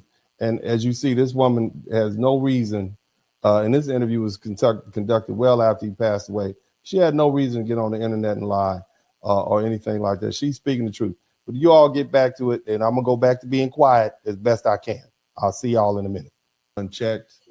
It wasn't until my fiance made me take my butt to the doctor's office that I realized I had high blood pressure, and it was basically like a silent killer is what they call it, and Kevin and I are only about 4 or 5 years separated in age. And it's just a trip. I didn't recognize it. The headaches and the waking up in the morning with headaches is probably from, what's that called when you sleep bad at night? I forget what it's called. It's called sleep apnea, sir. Sleep apnea. That's what it's called. It's called that sleep apnea. That's what it's called, sir. The name of it, but okay. Bottom line is that also increases your propensity for cardio or heart attacks, and it's something that is. Are you talking about? Say again. I'm sorry. Are you talking about like sleep apnea? Sleep apnea. That's it. And thank you, ma'am. Thank you, attention. He should have known that. Along with the heart conditions and the high blood pressure, is something that Black American men have to deal with. And I could only imagine having fought cancer at 20 something, how really particularly he could have been about his health. So. But anyway, I kind of went off on a tangent for a minute. Yes, you did. What else? No, you're fine. He did talk about that though, how difficult it was for him to have the motivation to get up every morning because he felt so sick and he, lost so much weight and he just felt terrible. But he had to find some motivation to get up every day. And he told me that, by wearing suits and feeling, looking good made him some motivation to wake up every day. Oh, wow. Yeah. So, brother was dealing with a lot, but he still managed to give us the last 2.5 years of his life. And that's going to be part of his legacy. Now, you heard it directly from Hortensia. If you want to check out the full video, it's going to be in my description section. It's right on it's right on my page, right here on YouTube. If you want to know the truth, it's there. All right, that's the whole interview. It's about an hour or something long, and like I said, I'll put the link in the description section so you guys can watch the entire interview for yourselves and know the truth. And hopefully we can dispel some of these myths that they're trying to spread about this brother who meant well for black people. All right, but as you see, she's a very intelligent woman. She's a highly educated woman. She's a well-spoken woman. And hopefully hearing from her directly will help dispel some of those myths and rumors and false narratives that people like to repeat about Kevin Samuels and the circumstances surrounding his passing. Because at the end of the day, I get it. Okay, Kevin Samuels said some things that hurt your little feelings and your little egos got bruised. And he said things that made people uncomfortable, both to men and women. And he said that things that a lot of people didn't want to hear. Okay, but if you actually listen to what he was saying and not just how he was saying it, a lot of people could have grown from it. And that truth is that many people did. And Kevin had a fanatical following. People were not just watching him for entertainment. People were watching him because they felt like he was telling them something they needed to hear. And I remember one of his fans from Australia contacting me and saying, man, at the height of his popularity, Kevin Samuels could have filled up an arena in Australia. Damn, a young black boy from Oklahoma. That's what he was saying. And that's how far his reach had gone. And so when people try to act like Kevin Samuels' legacy was just controversy, that's not it. That ain't it. Kevin's legacy is intact as far as I'm concerned. And because the people who were really listening understood the message. They understood the discipline. They understood the standards. They understood the call to improve themselves and present themselves better and think more realistically and stop lying to themselves about what life requires.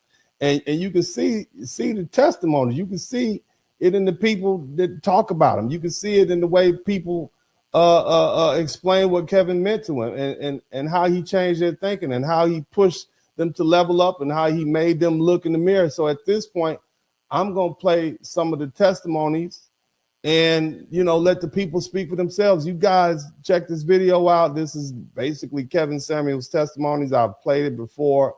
These are the testimonies of them, the people who were affected the most by them. Y'all check this out. And I'm 36 years old, and I'm from Pensacola, Florida. I've been a fan of Kevin Samuels for a little over a year and a half now. Kevin helped me understand my value as a black man. He also equipped me with tools on how to properly vet a potential wife. He taught me how important it is for black men to take control of our image. Kevin Samuels was the blueprint for becoming the best version of yourself, all while remaining confident, intelligent, and assertive. Kevin started a much-needed conversation within the black community, and it took the world by storm. Kevin will be dearly missed, and may he continue to rest in peace.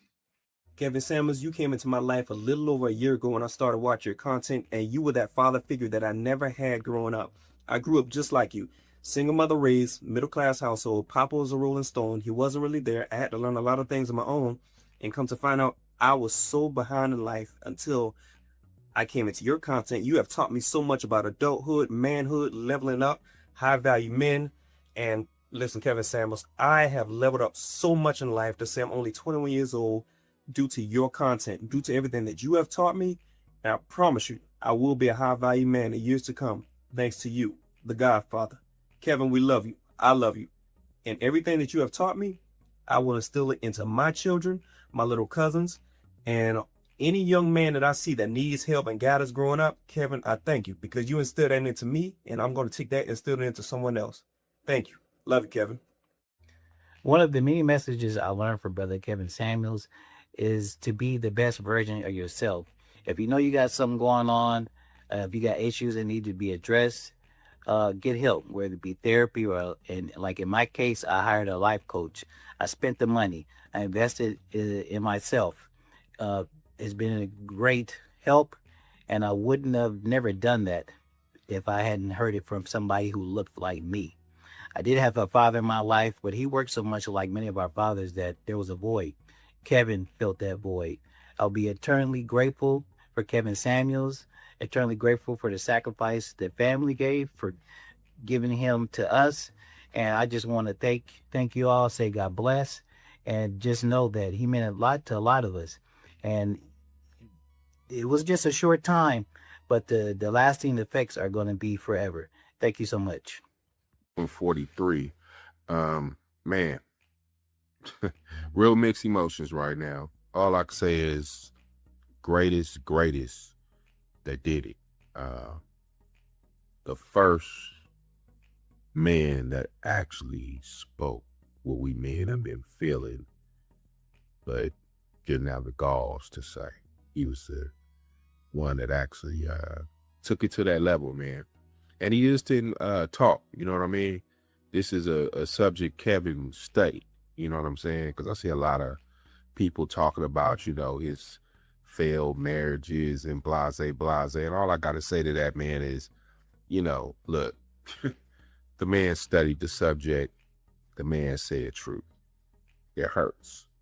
I'm one that I can definitely tell you, truth hurts. But all I'm going to say is definitely going to be missed, brother.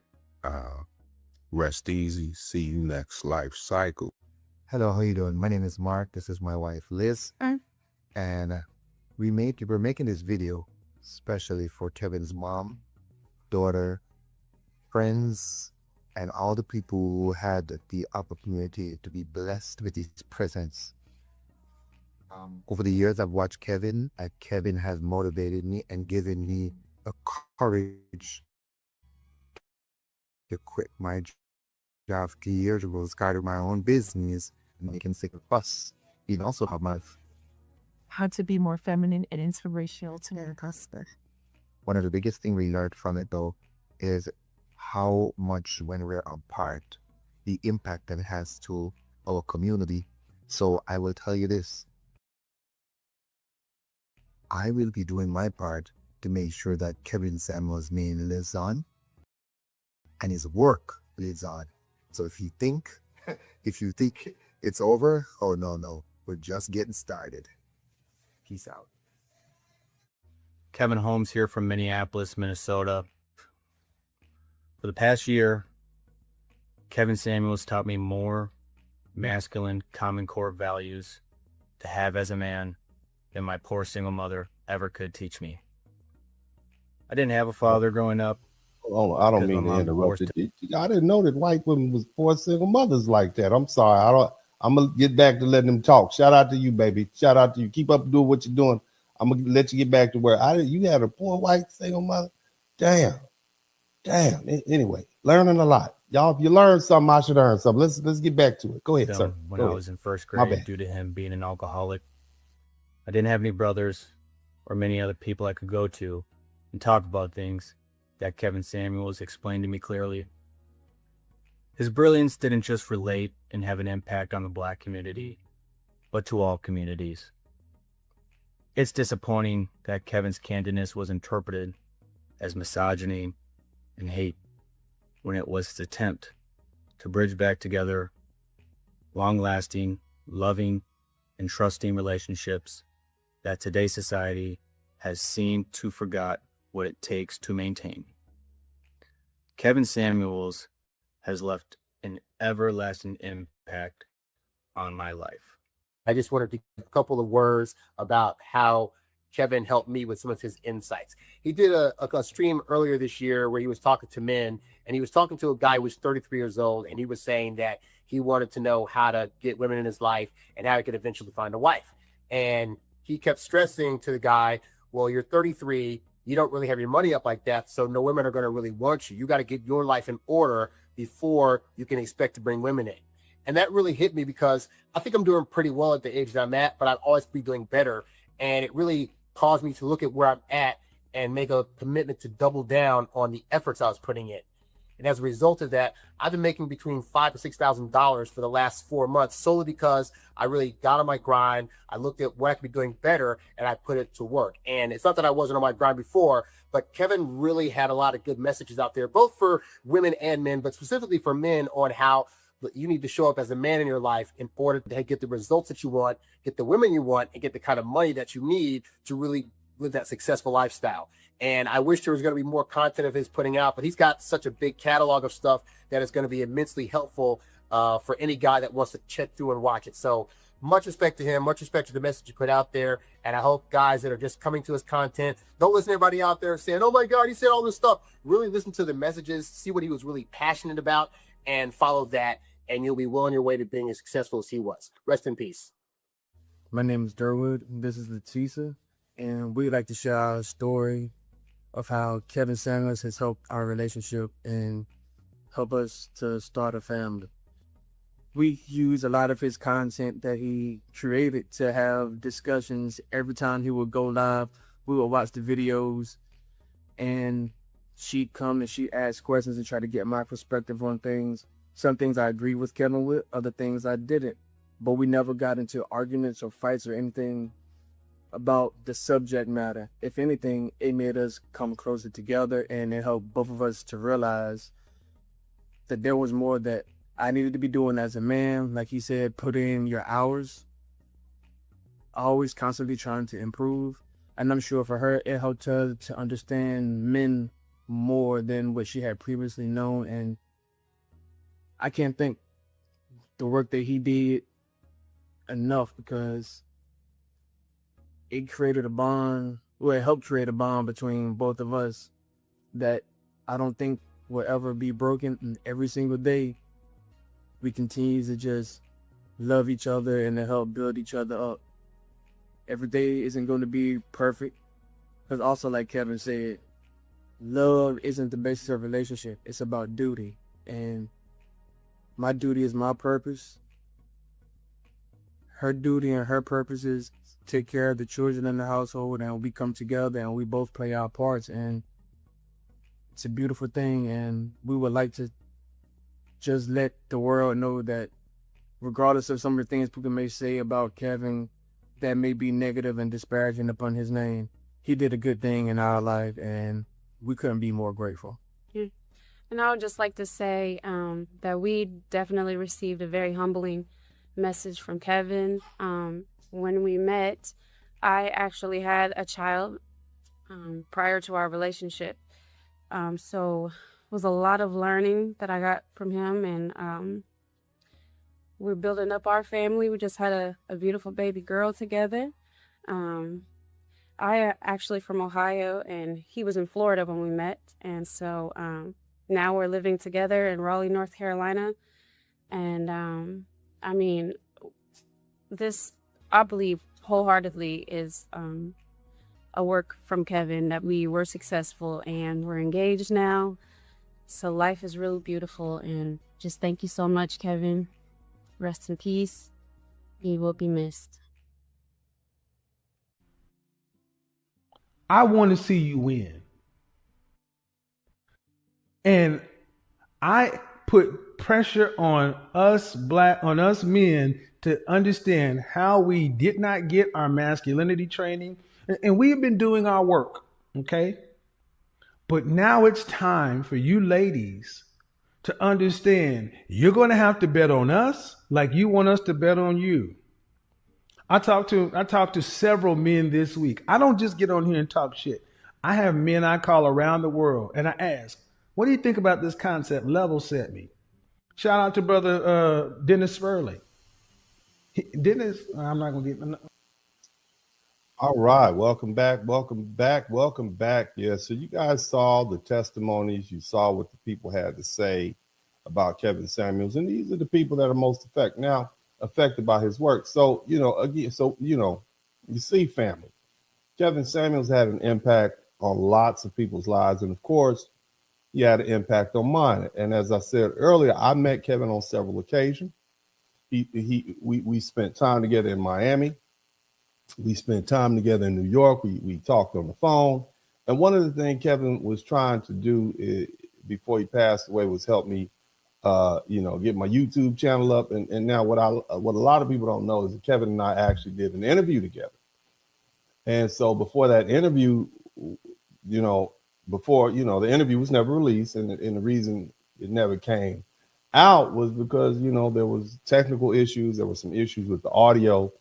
For whatever reason, was a buzzing sound in the background, and we recorded the interview live on location in Miami. And at the time, there was no real way for us to know how bad the audio issue was until after the fact. I remember Kevin mentioning that video probably wouldn't be released anytime soon because of the buzzing. And he said we'd probably just have to do it again. And I was like, all right, cool, no big deal. You know, and at the time I didn't think about it that much. And, you know, we were planning to meet again. And matter of fact, Kevin had tried to, he was working on getting me to schedule a meetup for men and women to get together here in Houston and just to try to find a place and be in charge of it. And I was like, all right, cool. You know, he'd already done the interview with lead attorney. And so, you know, the whole purpose in doing an interview with me was to help me enhance my visibility and help me build my channel. And that's the part that still stands out to me. And Kevin didn't owe me anything, but, you know, he saw something in me and he was trying to help me. And I remember one day, completely out of the blue, Kevin called me and the brother was sharp. He didn't waste time. He said, look, you need to do this. You need to do that. You need to get a better camera. You need to get better lights. You need better equipment. And he sent me a whole list of things I needed to get off Amazon. And I listened, and I bought the camera. I bought the lights. I bought the equipment. I got it all, you know, and it cost, I remember, I think the camera was like $2,000. I'm like, man, what the hell is going on? I mean, you know, let's keep it 100. I wasn't really taking the YouTube stuff that seriously. You know, I just wasn't. And then, but the bottom line is I probably spent about $6,000 on equipment, and some of it I still have, and some of it I never figured out how to use. But the point is, Kevin was trying to set me up. He was trying to put me in a position where I could benefit from some of the momentum, visibility, and popularity he had built. And he was trying to help me get my message out there. And I appreciate that because, again, he didn't have to do that. And that's also what O'Shea Duke Jackson confirmed in that video earlier. Kevin was trying to help me, and he was trying to put me on. And the crazy thing is I didn't even fully understand the extent of that plan until after Kevin passed away. That this was not my plan, and I didn't plan to be sitting here years later introducing what may be the last unreleased Kevin Samuels interview. Okay, I mean, I think the only way you can see it is behind a paywall. I didn't plan for the interview to disappear because of an audio issue, and I didn't plan for Kevin to pass before he could redo it. But here we are, and thankfully, because the technology has improved over the last few years, I was able to go back, recover the video, clean up the audio, and make it watchable. Now, you may still hear a slight buzzing sound in the background. It's not perfect, but it's nowhere near as bad as it was originally. The audio has been cleaned up enough for you to hear the conversation and appreciate the moment. So for those who don't know, this interview was filmed on March 12th, 2022 in Miami, Florida, less than 2 months before Kevin passed away. And, and to my knowledge, this is the last video interview Kevin's conducted before his passing. So this is his last interview. And this is the first time the public outside of the small group of people behind the paywall will be able to see the video. It's Kevin Samuels. It's me having a real conversation. It's about 40 minutes long. And I'm not going to interrupt it. I'm going to let it play because this moment deserves to stand on its own. And so without further ado, the next thing you're going to see is the beginning of the interview. This is Kevin Samuels' interview of Dennis Spurling, the first and only video interview we did together, filmed on March 12th, 2022. And as far as I know, this is the last video interview Kevin Samuels actually conducted before he passed away. Y'all check it out. What's going on? What's going on? What is going on, man?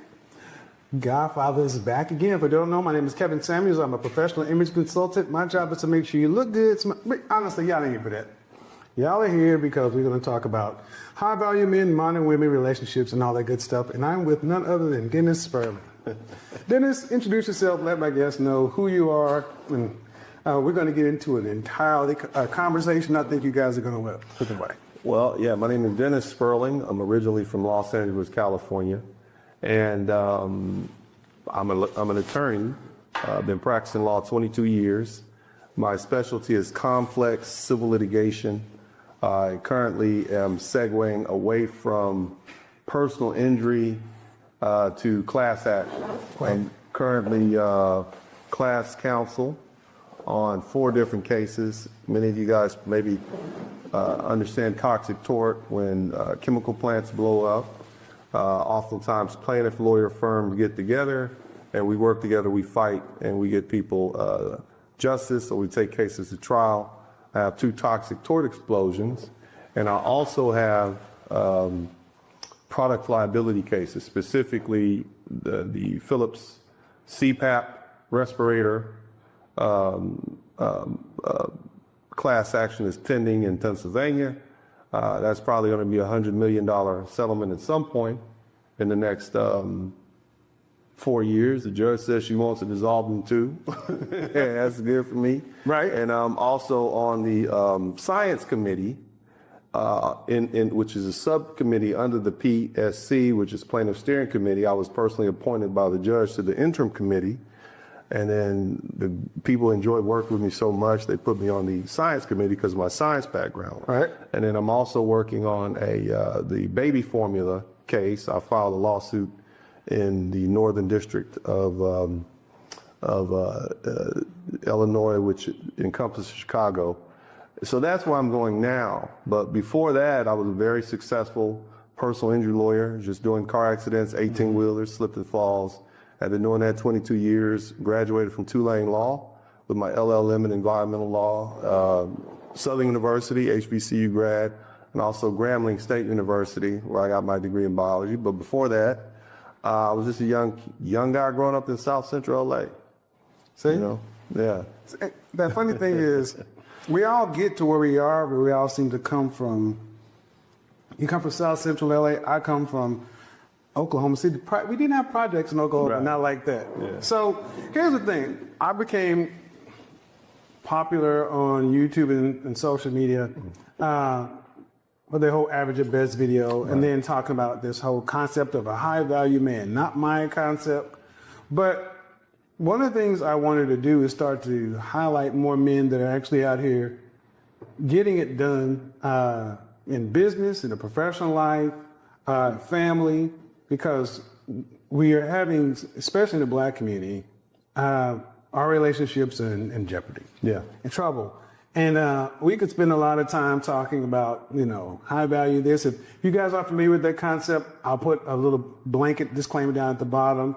And then I'm going to also put a link to Dennis's channel up down in the bottom of the description. But one thing that I always like to highlight is the story you told me about my mixed group. For those of you who don't know, I have a Facebook group. I'm always coming up with some idea. And I had an idea to say, I'm going to just put like-minded Black men and Black women in a room together and let nature take its course. And to my surprise, not to my surprise, to my delight, it's working well. Yeah. So I would love for you to share that story with everybody. Well, so I had heard about Kevin Samuels. I heard about The Godfather. And this is, oh my God, this was 2000, the year 2020. We're in the midst of a pandemic. I think it was the summer of 2020. And I was a guest on another podcaster's show. And then you came on. And I'm like, yeah, you know, you're the guy. Of course, I've heard of The Godfather. You got there kicking butt and taking names, man, speaking the truth to the people, you know. So, and he said, honestly, when you said that, oh yeah, come on, join my family. I'm like, shit, on no goddamn Facebook. Are you kidding me? Are you kidding me, sir? But you know, some time went by. I think it was maybe that was probably May or June. I let a couple of months go by. I decided to join, you know, I think it was August, and I put myself in there, and I've like introduced myself, because you let me in the group, and then lo and behold, maybe a week later, at this time, fiance, at that time, you know, just a lady from the internet.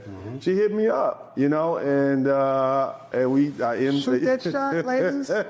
Shoot it. I want everybody to know. She basically said hello, but then I did slide into the deal. You know, I slid into the deal, man. I picked that term. Hey. She hit the hey big head.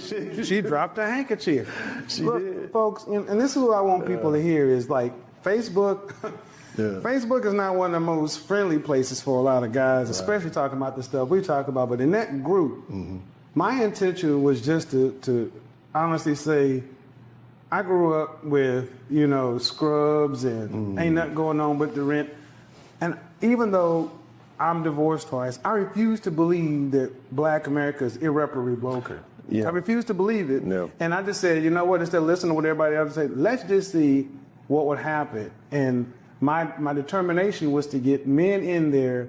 And I do ask some basic questions, you know, age, marital status, what do you want for a relationship? I go look at your LinkedIn page. I go verify that you deserve to be in there talking shit. And then also verify that the women are of a kind and caliber and quality that men are going to want to actually get out and kind of do what they need to do for. And it's amazing. The men have sorted themselves. The women have sorted themselves. They're having brunches and teas and the networking. And my thing was like, I'm not a matchmaker. And this was just something I decided to do. And I just pushed it.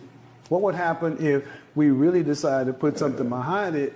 And, you know, when you shared that story with me, because, I mean, you were out of here. I was done. I mean, if you look at my Instagram page for the past 10 years, I'm the dude with the villa full of women in the pool. Right. I'm the dude with the 65 Cadillac on 20 and the cherry red lowrider riding down the street with my switches. Literally hitting. I have commercials with my kids. I know. And so, you know, I was a road. And see what happened, Kevin, and I'm going to get a little into it. I got divorced and I became so, I guess, disinterested in the idea of marriage because it was like BS. Like, this is what marriage is supposed to be like. I'm not trying to get married. Are you kidding? You're successful, we ain't supposed to be divorced. Then ain't what's supposed to happen with it. Right. If I have everything I'm supposed to have on paper, if I've done everything you say, society has promised me, if I do A, B, and C, everything will be all right. It didn't work like that. And here's the secret. What I found out is something that, and I know the ladies are gonna hate, but it's not the men's fault. Because I've surveyed men in other countries and I see how horrible they can be. Okay? And those women love those men's dirty draws. And I'm not half as bad as any of those guys. I got a taxi driver that gets more respect from his family than I did from my family. And that's not talking about ex-wife. I'm talking about mama, auntie, whoever, community.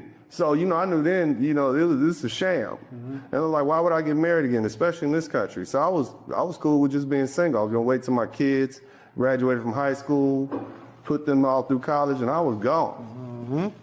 So, but here I am in Kevin Samuels, the mix, and this beautiful young lady hit me up. Next thing I know, I'm flying to Massachusetts, you know, and you know, yeah, man. What's so funny is that I would check in on the mix and I'm looking at because I go and vet the post and scrubbing the environment to make sure we have the same conversation. And I look up and next thing you know, I'm like, congratulations, so-and-so, like relationship. I'm like, what is going on over here? So, and the funny thing is, neither of the two people are located, this has happened many times in this group. Neither of the people in the same city, never in the same network, wouldn't have met each other, but just happened to be in one place where they had a general baseline of trust with one person to at least just put themselves into a Facebook group, and life happened. So how has your life changed, improved, evolved? Because I know you, first off, I'm glad you went into the background. So y'all understand the brother is successful. Money, you know, successful, sons are doing incredible. And like most of us, you know, we were supposed to have a different outcome, but it didn't work out that way. And the ability to just try something else again? How things changed since? Well, I mean, things have changed tremendously. I'm a lot more family oriented, which was always my dream. All I've ever wanted to be was a good father and a good husband. That's all that I've ever wanted was to just. Ain't that it? That's it. Because I'm the father to my sons that I wish I had, and I'm not, and I have no ill will towards my adopted father or any of the men that influenced me, but they weren't the father to me that I am to my sons. But I didn't have, in my opinion, and I'll accept my fault. You know, I was young when I got together with my ex-wife. I was only 29 when we met. I'm only 2 years out of law school. So, I mean, I really didn't know enough about lotties. You know, and that's why I tell young brothers, man, just wait, get a little life under your belt. But, you know, I had everything, man.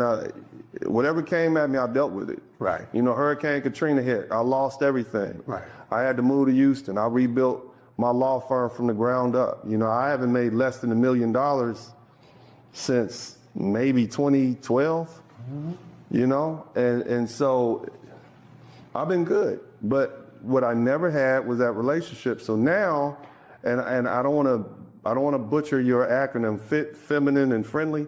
Yeah. I have that. You know, I think men should be confident, intelligent, assertive. That's CIA. Then women should be feminine, beautiful, inspirational. Okay. And a subset of that is fit, feminine, and friendly. Right. And see, I think one thing that I was sharing that I just had this brother online apologize to me. This dude's I won't get it wrong, but he's in the streets. Yeah, I know you're talking about. And he's like, man, that little clip where I said we ain't partners, that you belong to me, the kids belong to you, I belong to God, we report up. I think all black men that I ran into just want to be good fathers and men. We just wanted, it just didn't seem fair, especially for Generation X. We didn't. And that's the disheartening fact for a lot of men that came around, that we wanted to be the fathers that we didn't see, and when we got a chance to get up there, it just didn't seem fair, but we still here, we could do something about it. So when I talk to you and I hear the changes that a woman can, peace. Yeah. Peace. Yeah, man, I never had this before, right. Kevin, it's a shame. Like, it's unfortunate I have to say this, but aside from my grandmother, my fiance is the best woman I've ever had in my life. She's the most consistent. I mean, you know, bro, okay, so it's 6 o'clock in the morning. Me and my sons got to get up and go to Shotokan practice outside in the cold. It's like 40 degrees out. She wakes up at 6 in the morning. She cooks us breakfast, puts it in a little container, right? And on the way out the door, she gives each one of us some food. And so now, instead of having to go out there and be hungry and do push-ups on our knuckles with this screaming sensei, because you're a martial artist, like, you know, and just little stuff like that, it just makes it worth it. So that's why she get the red bottoms. There you go. That's why I probably dropped about $150,000 on her in the past year and a half. And it doesn't mean anything. Like what a lot of guys don't understand, and I'm gonna tell you this, money doesn't mean anything when you have it. It doesn't mean it. It's nothing. You got 100,000, 200,000. It doesn't matter because your butt is by yourself. You see what I'm saying? You either you're gonna be surrounded by, and I don't want to use profanity, but you're gonna be surrounded by 304s, gold diggers, no good scandalous women who just want something from you. When you can find a good, wholesome woman that has your back, then that's cool. And I'm not saying that she don't see the whole package. Along with me having money, I'm also successful and I'm tall. You see what I'm saying? So it's other stuff. But then you got to look at the fact I got 3 sons. Right. So it's the good with the bad. But the fact of the matter is, man, when you find a woman that treats you like that, man, it's invigorating. I told you earlier, I was just waiting around to die. Well, I've done it all. Like, I've done it all. Kevin, I got 6 rap albums. I got my own business. I done had every car that I want. I had the villa in the Dominican Republic, the house paid for that. Yeah, it's what am I supposed to do? And I had all that at 30-something. Like, what else am I supposed to do?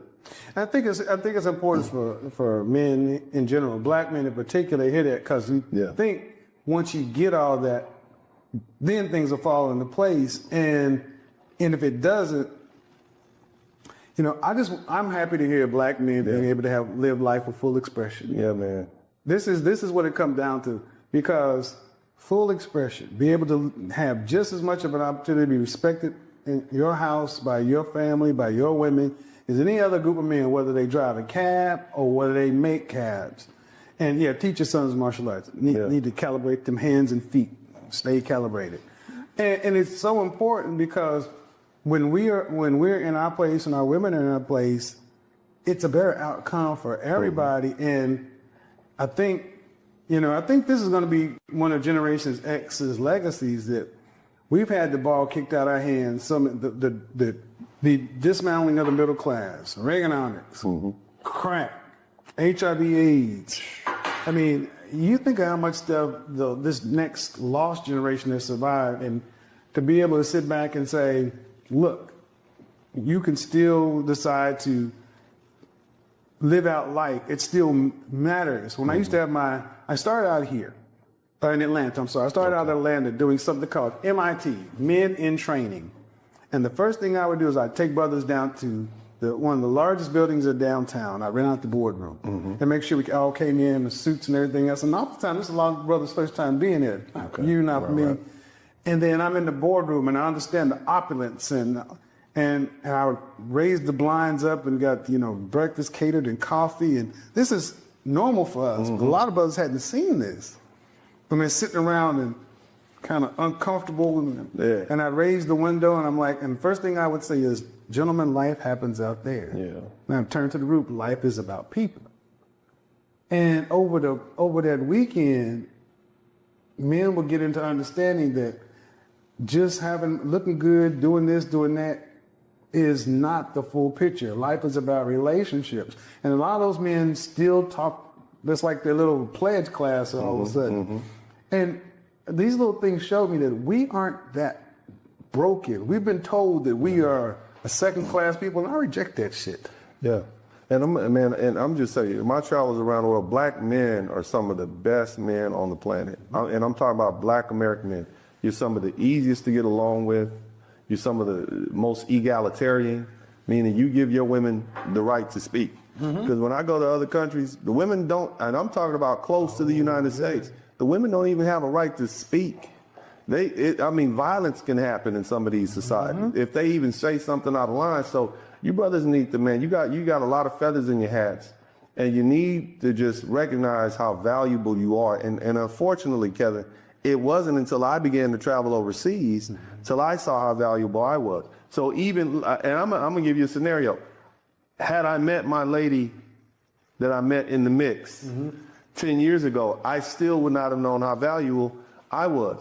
Part of what you do is tell us what a high value man is. So when I really start listening, I'm like, yeah, I got money, okay, but I also have I got groups of people that know me, that respect me. Okay, yeah, I mean, it's a lot. I know you have another component to it, but it's like I fit all that, like, oh, I'm one of those guys. Because who knew?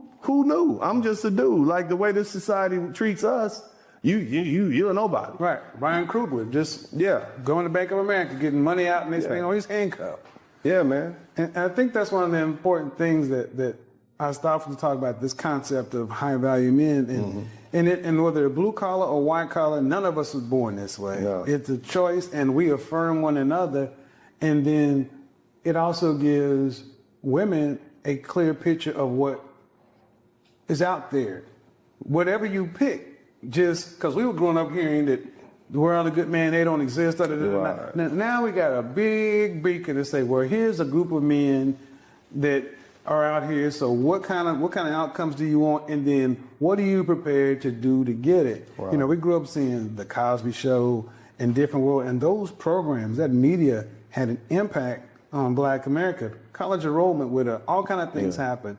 So even something as many people would think is as inconsequential as a YouTube channel is having profound effects. We were on the way up here, and he would sit down, and brother's on the elevator. Brother said he gonna take the Jordans off and put a suit on. So it's like, and I don't even know these. So it's like, it's good to see that young men are having something to aspire to, because our culture, you know, no disrespect to people in the industry, music, entertainment, athletics, but that's youth dominated. Right. And now we're seeing brothers who are 30 plus who give us something to move towards in their 20s, 30s, 40s, 50s, 60s plus, to where we still want to keep on doing, keep on pushing, and give roadmap and markers along the way. Yeah, I mean, what do you do after 29 when you can no longer play in the NFL? Right. Your NFL dreams fade. What are you going to do?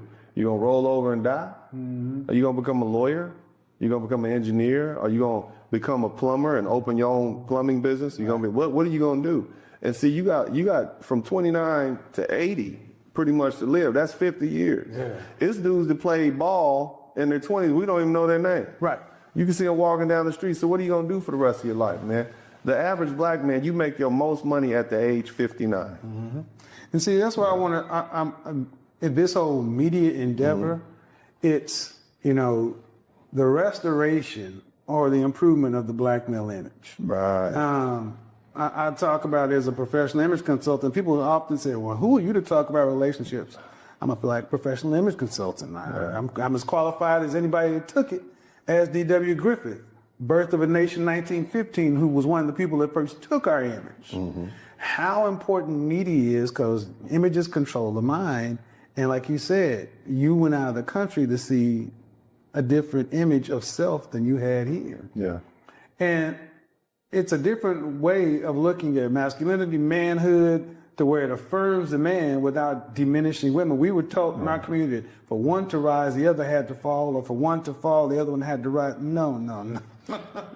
Every other group can do it, what they do out there. The women can go to school and men can go, but we can still work together if we choose to and have the outcomes they want. And that's what I'm happy to start seeing more of. There's some hope now, man. Yeah. I'm starting to see young men who are saying, you know what, even though they may not know how to say it, one dude is like, you be sliding. I don't know what the hell he was talking about, but I do know how to look at admiration is in his own. Right. And I'm like, that's good, because I used to look at men older than me as something that I admire too. Yeah. You know, my standard is still my grandfather, a man with a 4th grade education, but those men were me. Yeah.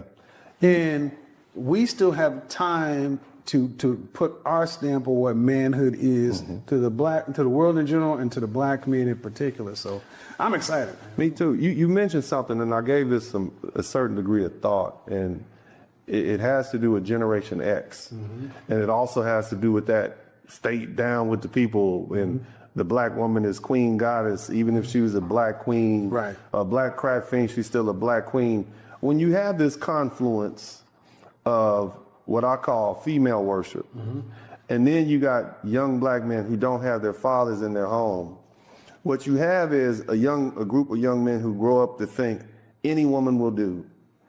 Every woman is good enough. All I got to do is just put my hand in that barrel and pull out one of these queen mother goddesses, because all of them are perfect. Right. And that's not what you get. You have to pick your woman and be wise about it. I think what you're doing, and well, I'm absolutely certain, what you're doing is you're giving men objective criteria that they can look at to say, this is the type of woman you want to be with. And you're giving women objective criteria they can look at. It's not, oh, I'm going to support him emotionally. No, baby, you 352 pounds. And you have 7 children by 7 different men. That's too much for me to support. Right. You can't fit in the Maserati. You know, I think that one of the best things that's happening, because you mentioned the Tupac song. Yeah. What comes to mind is Tupac, after he was shot, found out that his father was not dead. Oh, wow. Tupac's biological father was alive his entire life, and after he was shot, Tupac's father showed up to the hospital, and his people and his mother had to say, no, that's him. And Tupac had to come to grips with that knowledge after almost losing his life. And there's an interview with him walking down Santa Monica Pier, something being interviewed by MTV, this white reporter, and he had just found out about it. But he had said all those words, you're a black queen, and my father, he took the back way, he didn't care, and found out none of that was true. Kanye West. Yeah. Kanye West is on record for saying, you know, everybody know Kanye loves his mother. Yeah. But Kanye is, now he's a married man, a billionaire, and he's having issues now and now he's saying some of the same things a lot of us are saying, and he's come to the realization that my mother took me away from my best friend, which is my father. My God, bro. So hold on. You hit too close to home, man. So I have a very similar story. I just found my biological father 10 years ago, right?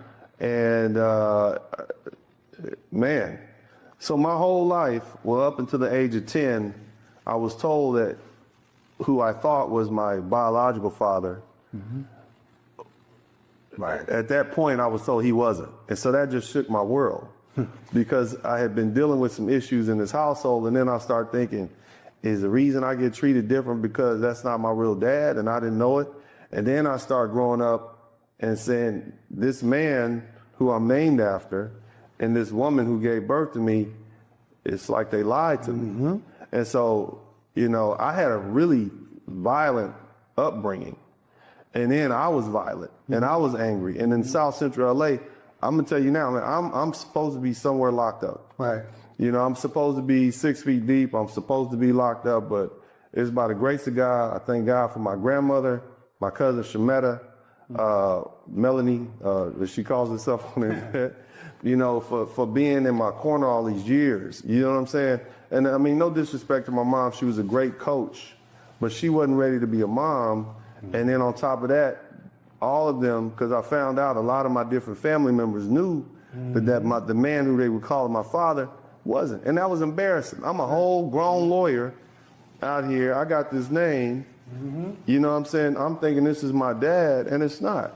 And see, the thing is, Kevin, man, a lot of women, they don't realize what that does to their sons. And then now you got a lot of young black men who are angry because they found out the truth about female nature at 30, at 40 years old. And they seeing now what they didn't see when they were little boys. Let me tell you something. Yeah. That they don't, and women take that as we're attacking them, but it's like you don't understand how much a father's presence and his absence impacts our vision of who we're supposed to be. Yeah. And I don't want to go too deep into my personal life, but a woman that I was with seriously,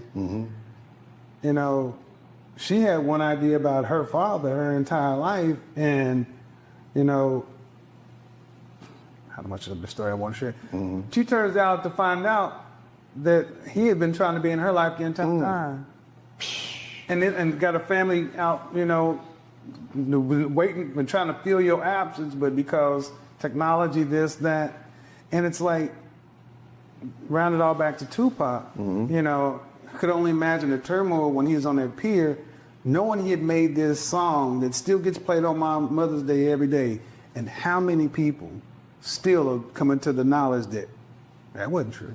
Right, man. The reason I know it's a problem out there, because it's a lot of young men that run up on me, and even on my comments on my Facebook and YouTube page, they're like, man, I wish I had a dad like you. I wish we had and all I'm doing is just being involved with my kids. Now, the crazy thing is, Kevin, up until a month ago, I've only been able to see my kids or have them 6 nights a month for the past 10 years. But what I did, because, what I had to do is I had to say, well, let me enroll them in karate. Let me enroll them in jiu-jitsu. Let me do this. Let me take them to dance class. So that what that did is allow me to rush home from the office, pick them up at 5 or pick them up from school. We got a 30-minute ride to where we're going. I get to watch them do whatever they do for an hour, and I take them, drop them off at their mama's house. And so what that did was, man, so it took me a lot of money, a lot of time, a lot of energy. I had to put my social life on hold. Right. A real social life. Right. I mean, I can hang with the brothers and the fellas a little bit, but for the most part, I couldn't really date because I was focused on my kids. And so, but it's unfair. Now, thank God, after a 2-year custody battle, I'm able to get them 12 nights a month, which is just fantastic. But I think, man, we have and it's not the men's fault. We have a father deficit in the black community, and it largely has a lot to do with the fact that these lovely ladies, as I call them, have pushed the fathers away. Why? They want control. And it's plain and simple. And I think the legal system is now catching up with the fact that these ladies are purposely pushing these men out of these boys' and girls' lives because they want control. And that's the problem that we got to deal with. And I think that platforms like yours, platforms like mine, are just shining a light. All I do is have conversations. Oh, man. I have conversations that we have in the basketball court, and just for everybody. And I let the world, and even women, some women like, I didn't know. Man. Kevin, you flip the light on and the roaches scatter. That's what you that type of light. You're like, oh damn, he didn't know that. Oh my God. Bro, I'm trying to tell you, bro. The first time I was like, that's why people loved it, because you're saying things that everybody else wanted to say but didn't think they could say because they were afraid of getting canceled by the lovely ladies. And so you took that. And see, the thing is, man, I appreciate you because you had courage to step out there and say stuff that nobody wanted to say. Man. You know the sisters is canceling everybody, and you stepped out there with your tie on and your handkerchief. No, you are average at best, and you need to deal with that. You see what I mean? Stop looking for and like, brother, courage. That's why people like me support you, because you're courageous. You got all these people out here, they so big and they so bad, right? Even even the doggone former president is a sycophant when it comes to the lovely ladies. But you stood up there and spoke, man, and you should, and that's why you're succeeding now. You did something that everybody else was too afraid to do, and you're being rewarded.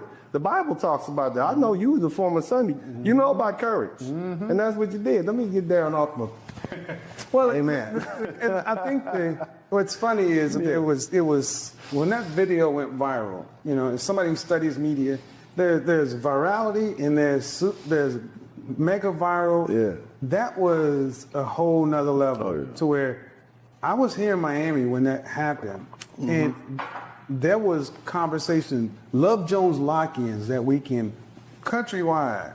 This stuff is all around the world now, and the point to where women came over to see what the buzz was because they want to see what's happening, and men felt liberated. But now the funny thing is, now there are a lot of women who, like, the first time didn't like you or didn't go in here, but now start listening, and now I'm a better woman, I'm a better mother, I'm a better this. And what it does is we're starting to have a more rounded conversation. We've gone through this part, and it's still going to happen, but it's not just this for this sake. It's the next phase. All right, then what do we do once we finally had this conversation? Can we have relationships, marriages, families, like we did prior to the 65? Are we just irreparable? Now we're starting to see, I'm starting to get more women come up on my platform talk about, because of you, I snatched the ring and this and that. And more brothers, and behind that is a happy black man. Which I'm like, that was the goal anyway. And what does that do? Now it gives us the ability to build communities, business, economic base, power to be respected in our communities on a global stage, to where when you become economic power, people want to keep you around. They don't want to exterminate you quite that quick. So this is a good thing. And I'm glad we were able to sit down and have these conversations. And I'm looking forward to having more and more and more of these things, because I said it last year, it ain't about me. I want to bring more folks onto the platform to start to see what's possible. Anything you want to bring up? I think we'll keep her. My fiance is applying to law school. I think you must rent space in my head, because she told me about 2 months ago, high value men, they put their wives and fiancés to work at their office. I'm like, I didn't know that. I was playing this. But she's Ivy League educated. Her education costs more than all mine. But the bottom line is, she's going to law school, and she's now learning how to run my law office. So I don't have to do this 18-wheeler car accident stuff. I can focus on the class actions. You see? Yeah, man. So, that's one of the, and I think, like I said, when I did that, believe it or not, when I did that video on Instagram, I had black women high-fiving me. They're like, I hate you, but that's one video I support. Quit your full-time job, go work part-time for your man, or go work for your man, because, men of value, whether high value or not, men of value provide women freedom. Yeah. Freedom to be women, freedom to live life, the choices regardless as to what you choose. So what I'm going to start doing is also, because there are so many people who can't sit in front of the camera, I talked to you about the focus groups to where people are kind of off the camera, but voices are still heard. So because, you know, we took a risk flipping on this light. But I'm built for it, and you are too. So yeah, man. But I'm glad we were able to do this, man. Yeah, I'm glad. I'm glad people can hear the other side of the story, and I'm excited to see what's going to happen, because I want us to be able to have what I saw with my grandparents and the community before us.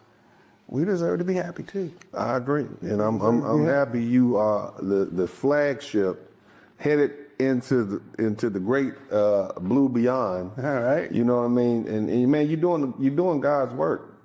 Anybody that complains about Kevin Samuel speaking the truth, because that's all this man is doing. If you complain about that, you're the problem. If you don't want to hear the truth, you're the problem. The Honorable Elijah Muhammad said what? He said that our people perish for a lack of knowledge. He got that from the Holy Bible. You can't give people fake, false knowledge and think they're going to go in the right direction. This man is speaking the truth. And I'm telling you, it works for me. And I'm a hard case. You see what I mean? Basically, he called me down off this ledge. I got women, I got liquor. Some of y'all, they've been to some. I had 100 bottles of Moet at my house one day. It was 9:30 in the morning, and I had like 50 people there. We partied all day. Man. I would do this every 3 months. This is my lifestyle, and I'm telling you, it's better to have one good woman and one stable household, and a woman that loves you, that takes care of you, that looks good. My lady work out 6 times a week. I don't know. She was listening to you before I was listening to you. You see what I'm saying? And like whatever you've been telling her, keep telling her that, man. But anyway, yeah.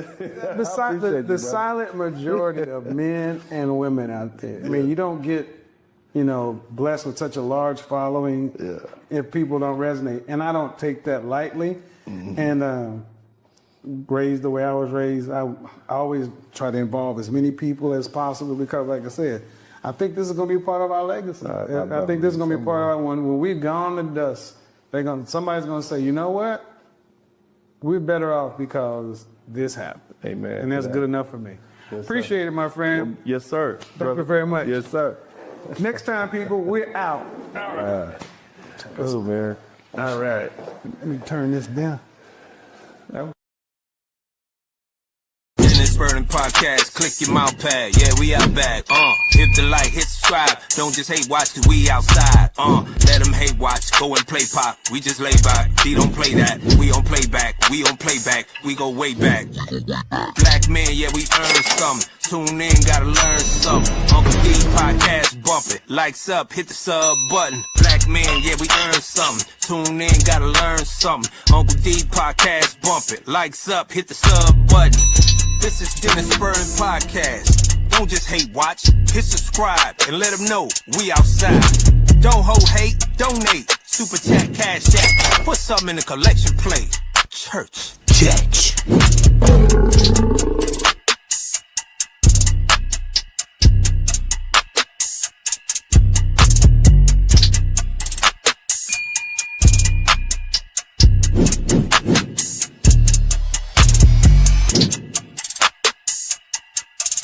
I want y'all to make sure y'all hit the #1 button. And we're going to kind of get back to what we like to do over here, man. I need y'all to check in at a certain point when it's time to check in. I need to checking in to start happening again. We got to go ahead and get this algorithm pumping.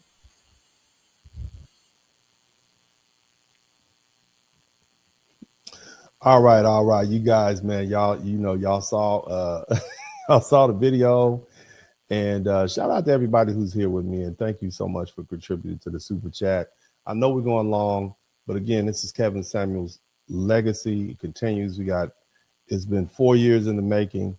And so, this is what we have to do to protect our own. And, this is also something that's very important to me. So I appreciate you all. I hope you all appreciate what I'm doing. I hope you appreciate the effort. Now, again, you guys saw the video play, and that was a great interview. It never aired at the time Kevin probably had over 1 million subscribers, I'm absolutely certain that folks would have been gravitating to my channel. But, you know, at the end of the day, I talk about politics. I talk about history. I'm not a relationship guy. There's plenty of folks on the internet to talk to you about relationships. That's just not what I do. The bottom line is, family, you know, you saw it play. Now, here's what you don't know. The crazy part at that time, okay, keep in mind, it was March 12th when we started. So that Saturday night. And I didn't even know Kevin Samuels' birthday was that night, officially starting at 12 o'clock. So we started filming it, you know, the interview on March 12th, 2022. My wife, who was my fiance at the time, had already made reservations for us to go eat at the Versace restaurant. Versace restaurant in, is that it? Did I get the name right? Versace restaurant. Oh, it's on Ocean Drive. And so after the interview, we went to dinner. You know, we ate, we hung out. By the time we finished, it was getting close to midnight. And at that point, I said, well, let's just go to the museum district, because my wife and I have been hanging out in Miami. And then, you know, come to find out, Kevin said, oh, yeah, it's my birthday. And I'm like, oh, my God. So March 13, 2022 was Kevin Samuels' birthday. And now I don't know if y'all have figured this out yet, but Uncle D is about that party life. You understand me? I'm about that party life. And, you know, Uncle D is about, you know, I'm about doing what it do. And I like to party. I like to hang out. I like to have a good time. So when I find out it's your birthday, it might as well be my birthday. You hear me, baby? It might as well be my birthday too, because I'm going to celebrate right along with you and family. I'm telling you, this whole thing was just crazy work. So we ended up going out and partying at a club in the museum district. And it was me, it was Kevin Samuels, it was the beautiful Melanie King, it was my beautiful wife, Jessica, who, you know, at that time, my fiance. And we were just hanging out and having a good time, enjoying Miami. And let me tell you all something. You had to see Melanie King in action, man. I remember we're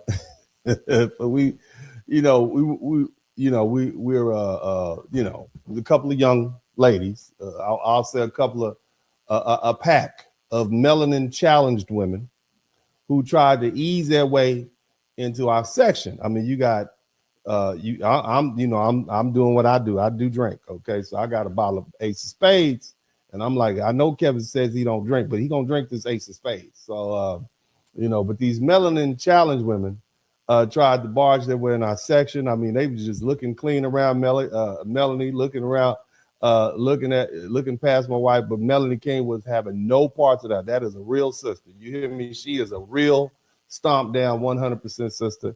And I love her and I appreciate to death. And she and my wife have actually become good friends. And, and what's funny is later I realized that I had gone to school with her sister. I might have mentioned this before. And, Grambling State University, where everybody is somebody. We already had close ties. And I didn't even know. It was a very, very small world.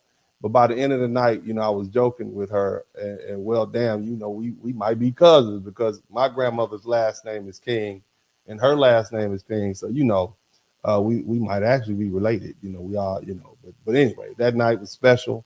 It was unexpected. It was spontaneous. And looking back on it now, I'm grateful we got that moment because, we didn't know what was coming. We didn't know that less than 2 months later, Kevin would be gone. We didn't know how that this would be one of those memories that would mean so much later. So what I'm going to do now is play some video footage of us hanging out and celebrating and partying, and just having a good time, man. And you will be able to listen to my voice. You could tell if you listen careful enough to my voice, you will be able to hear that Uncle D has been sipping on the sauce. Now I don't drink now. Okay, Uncle D is a jiu-jitsu practitioner, so I can't be out here sipping and rolling and fighting with people. It don't work. But anyway, man, shout out to everybody in the chat room, man. Let's go ahead and get this thing cracking, man. Again, I was having a little too much fun, man. But let me see if I can pull this first video up. There we go. Boom.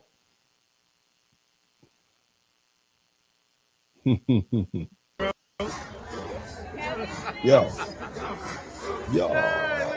Happy birthday. That's Melanie King. Smile. Look at that, man. Look at me.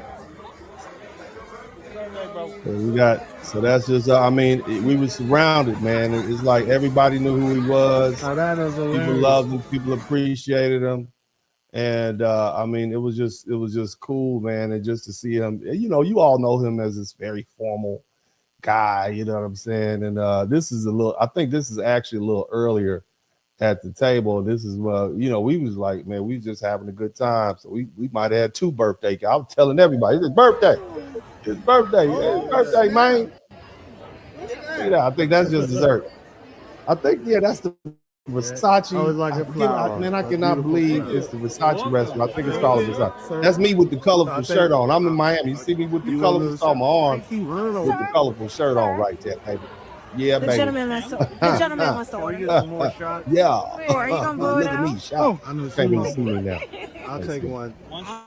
I'm thinking about one. See me. Couldn't really see me. But y'all saw my shirt though, right? Y'all saw my shirt. I was Miami ready. I was ready, baby. I was ready to hang out. I was player. I wasn't gonna have Kevin talking about me, man. But anyway, let's go ahead and keep looking at these little videos, man. Shout out to Melody King. Y'all go over there and give us some love. Let me see. We just found out we cousins. I'm leaning. Uncle Dear, yeah, bang. Look at that boy. Look at me. I am leaning, Not man. that you light skinned, but then we got. Look, I know y'all say we all look alike, but that ain't it. I done had too many shots. I'm so ashamed of me. I'm so ashamed of me right now. I'm sitting there with these beautiful, non-intoxicated people, and I'm sitting there drinking, okay, by myself. I don't do that no more, okay? Now I just drink a little water, see it's clear, nothing in there. Purifying my body after years and years of abuse. I'm cleaning out my system right now. If y'all know a good purge, let me know. I'll be more than happy to try it out for you, okay? But that's Kevin Sammy. That's Kevin. His birthday. Like drunk. My favorite Beyonce. Look, like he know who he is. You drunk, sir? Hey, what's up, baby? Look, you know who he is. Everybody know who they are. You don't know who you are, sir. You are leaning. You are embarrassing. Trying to figure out, is it okay for us to turn Look at my eyeballs. Look at my eyeballs. I want you to see how red my eyeballs are. Look at that. It's embarrassing. We don't want to steady white this. And now I'm getting black folks. It's sad. That's sad out here. It's a shame to me. I should have never allowed.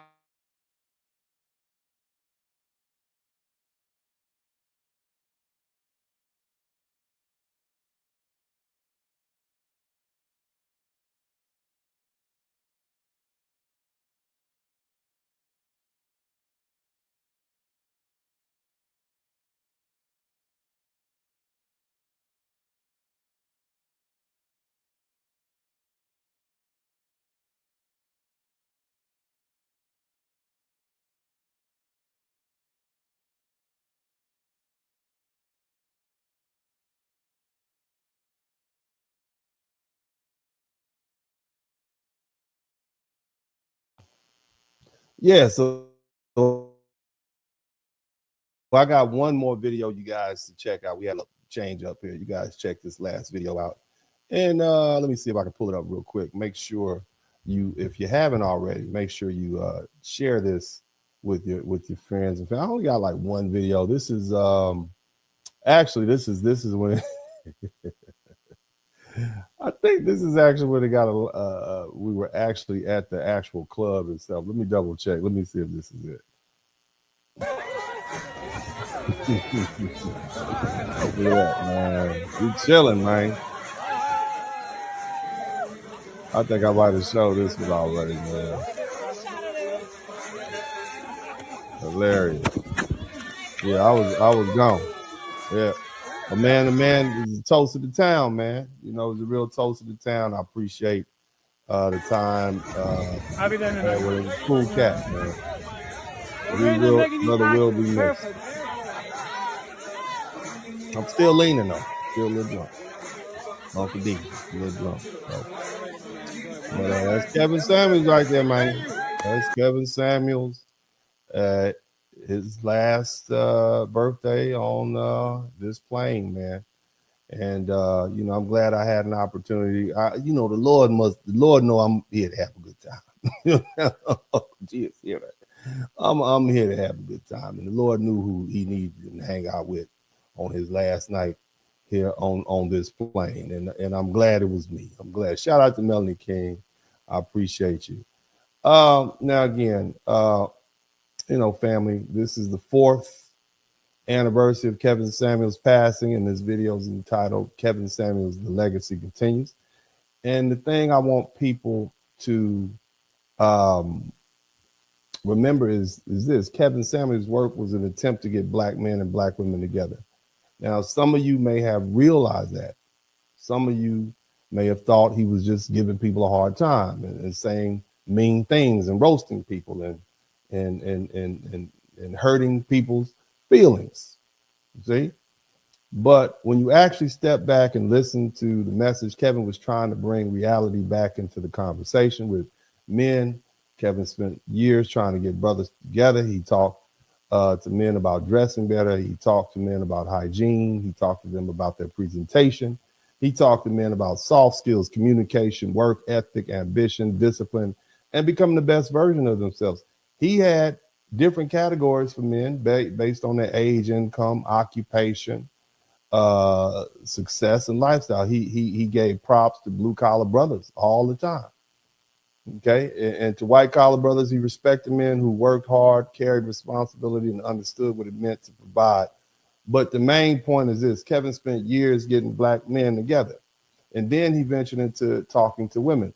And the issue he kept running into with women was unrealistic expectations. You understand?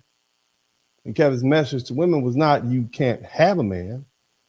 That's not what he said. His message was, you may not be able to get the particular man you're demanding. And that's a major difference. Kevin would tell women, you're in a certain age, you're in a certain weight, you have children, you have a certain relationship history. You know, you have certain health issues, you have certain expectations, and now you're demanding a high value man who has options and resources and status. And his point was simple: that man may not choose you. Okay, that wasn't hatred, that was reality check. Kevin was telling women, you can still have love, you can still have companionship, you can still have a husband, you can still have a good life, but you may need to stop aiming only for the top tier men and start considering the men who actually are on your level. That's why he would say your average is best. It was a reality check, but people hated the phrase. But his point was that average is not bad. Most people are average. That's why it's called average. Two average people can get together and build a home and raise a family and live responsibly and have a good life in America. That was his message. And if you're a superstar, you have superstar options, man or ma'am. But if you're not a superstar, if you have to be real, you got to be realistic about what kind of a person you're going to attract, keep, and build with. Okay. And again, the emphasis on keep, ladies. Just because he'll lay with you don't mean he'll stay with you. Bars. You understand? Right? But that's a lot of, that's what a lot of people didn't want to hear. But the bottom line is Kevin was successful. You saw the testimonials. You heard from people who said Kevin changed their lives and changed their thinking and helped them improve and help them get married and help them take themselves seriously and help them see relationships more clearly. And Kevin Samuels personally affected my life too, because Kevin is one of the reasons I'm married today. And I've got some footage. I got some special footage for you all to see. And this is actually footage from my wedding. So before I play it, I want to give a big shout out to Mrs. Spurling. And it happens to be her birthday today. And she is patiently waiting. Very highly educated woman. And I think maybe if she'll, ma'am, Mrs. Spurling. Mrs. Spurling, Mrs. Spurling. I don't know if she's gonna come over here, but I hear Buddy in the background. Let me see if I can get Mrs. Spurling to pop on over here real quick and see if I can get her to come over. I saw her looking good. She was looking really nice today. I'm gonna get hey, Mrs. Spurling. Would you like to beautiful, successful? She's an attorney herself. She's a beautiful woman from Massachusetts, and I'm grateful. Mrs. Spurling, would you like to introduce yourself? Okay, well, never mind. Never mind. Thank you so much. But and here's the part people need to understand. Okay. Kevin Samuels made it a point in his private group, the mix, to give preference to Black women and women of African descent. He was intentional about that. He literally screened women. He told me he had women from every background trying to get into the space: Asian women, white women, Latino women, women from overseas, women from everywhere. But Kevin was trying to create a space where successful Black men and Black women could actually meet each other. And that says a lot, because for all people who tried to paint Kevin as somebody who hated Black women, the truth is, behind the scenes, he was trying to help Black men and Black women connect. And I'm living proof of that. And here I am married, and Kevin Samuels played a role in that. And then let me be clear, I'm an OG passport, bro. I had no intention on staying here. My plan was simple. I was going to wait until my middle son graduated from high school, and then I was going to get my villa together in the Dominican Republic and never come back. That was the plan. But Kevin Samuels is part of the reason I'm now happily married. I love my wife. Marrying her was one of the best decisions I've ever made. We plan to have at least 2 more children, and I wouldn't be where I am right now, at least not as happy and in a stable marriage, without Kevin Samuels' influence. And that's the part of his legacy, not the clips, not the controversy, not the insults, not the people who hated him. This: families, marriage, men improving, women being realistic, Black men, Black women coming together. That's part of Kevin Samuels' legacy. So what I want you all to do is check this out. This is footage from my wedding. This is Uncle D getting married. And when we play this, that's how we're going to close this show. And so I want to thank you all for the time you spent watching this broadcast. I appreciate you all. This is the Kevin Samuels legacy continues. And as I say at all times, man, I love you. But ain't time to go yet. Y'all check this out.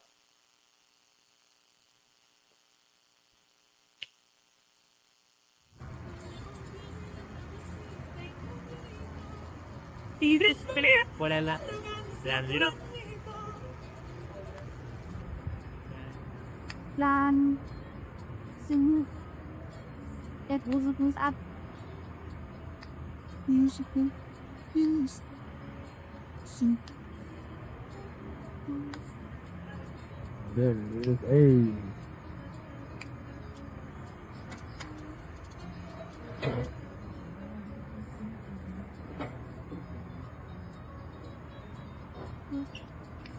Muano de tu amor y me sentí pensado. Thank you.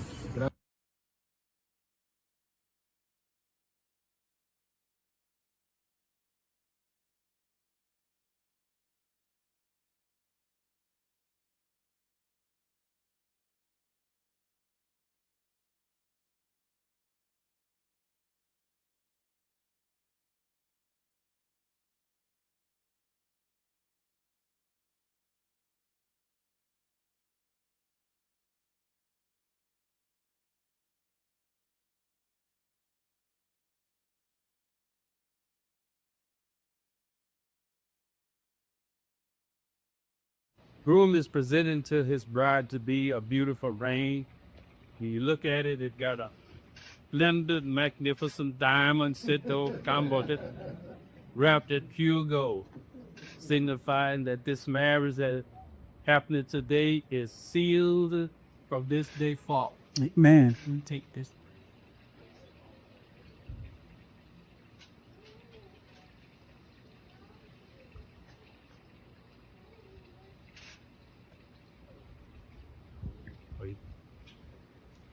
Yeah.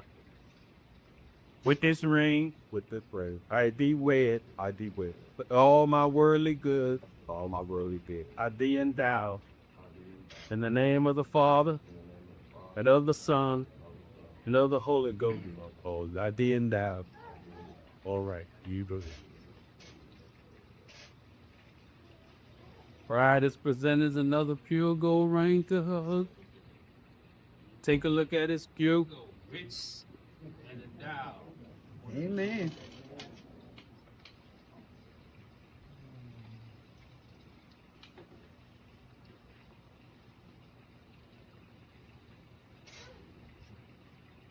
With this ring, With this ring. I thee wed. With all my worldly goods, With all my will. I thee endow. In the name of the Father, and of the Son, and of the Holy Ghost. Amen. Ready? Please hit out. Oh. Let us pray. Lord our Father, we come once again in your presence to come as this young man and this young woman have pledged and given their vows one to each other and has presented grains one to each other. We pray your rich blessings upon this union that is being on in the days. We pray, our Father, that you would shower your blessings upon them from this day forward. Say you would bind that love towards each other and that love relationship with each other and that love relationship with the Lord Jesus Christ. We pray, our Father, that you would bless their footsteps, bless their effort, bless their down, bless all that they put their hands to do. In the name of Jesus the Christ, we pray. Amen. Amen. For as Jessica and Dennis have considered together in holy wedlock, and has witnessed before God and this company, we have joined and given and pledged their thought each to the other, and have declared the same, and have given and received rain, and by joining of me, as the gospel minister of the Lord Jesus Christ, he gives me the authority to pronounce them husband and wife.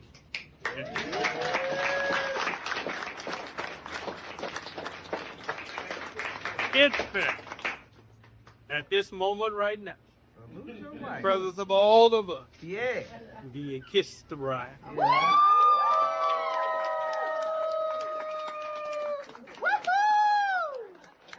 I'm married now. I'm married. I want to present to you at this moment, Mr. and Mrs. Dennis Spurling.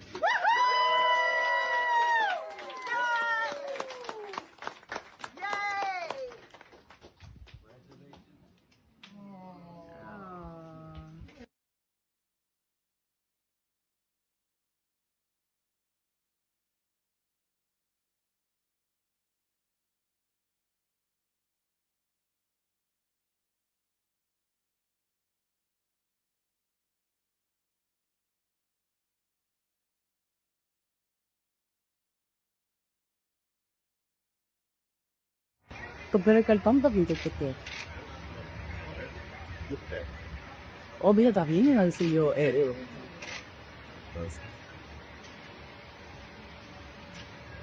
Under that.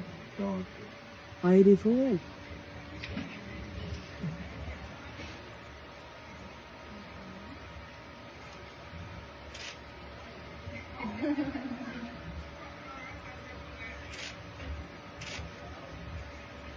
Yeah, that's what you mean.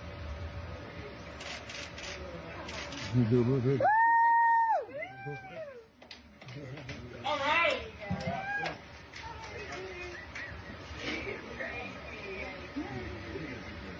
Big one about the leg break.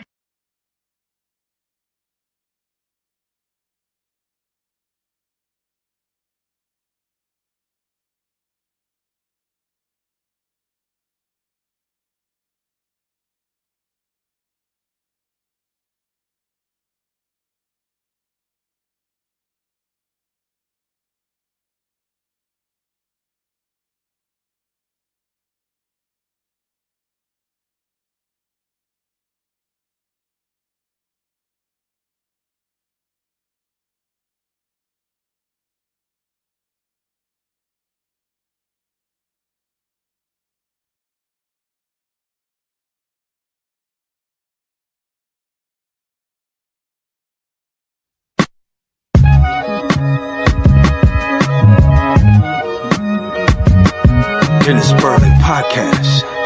Hit the like button, subscribe.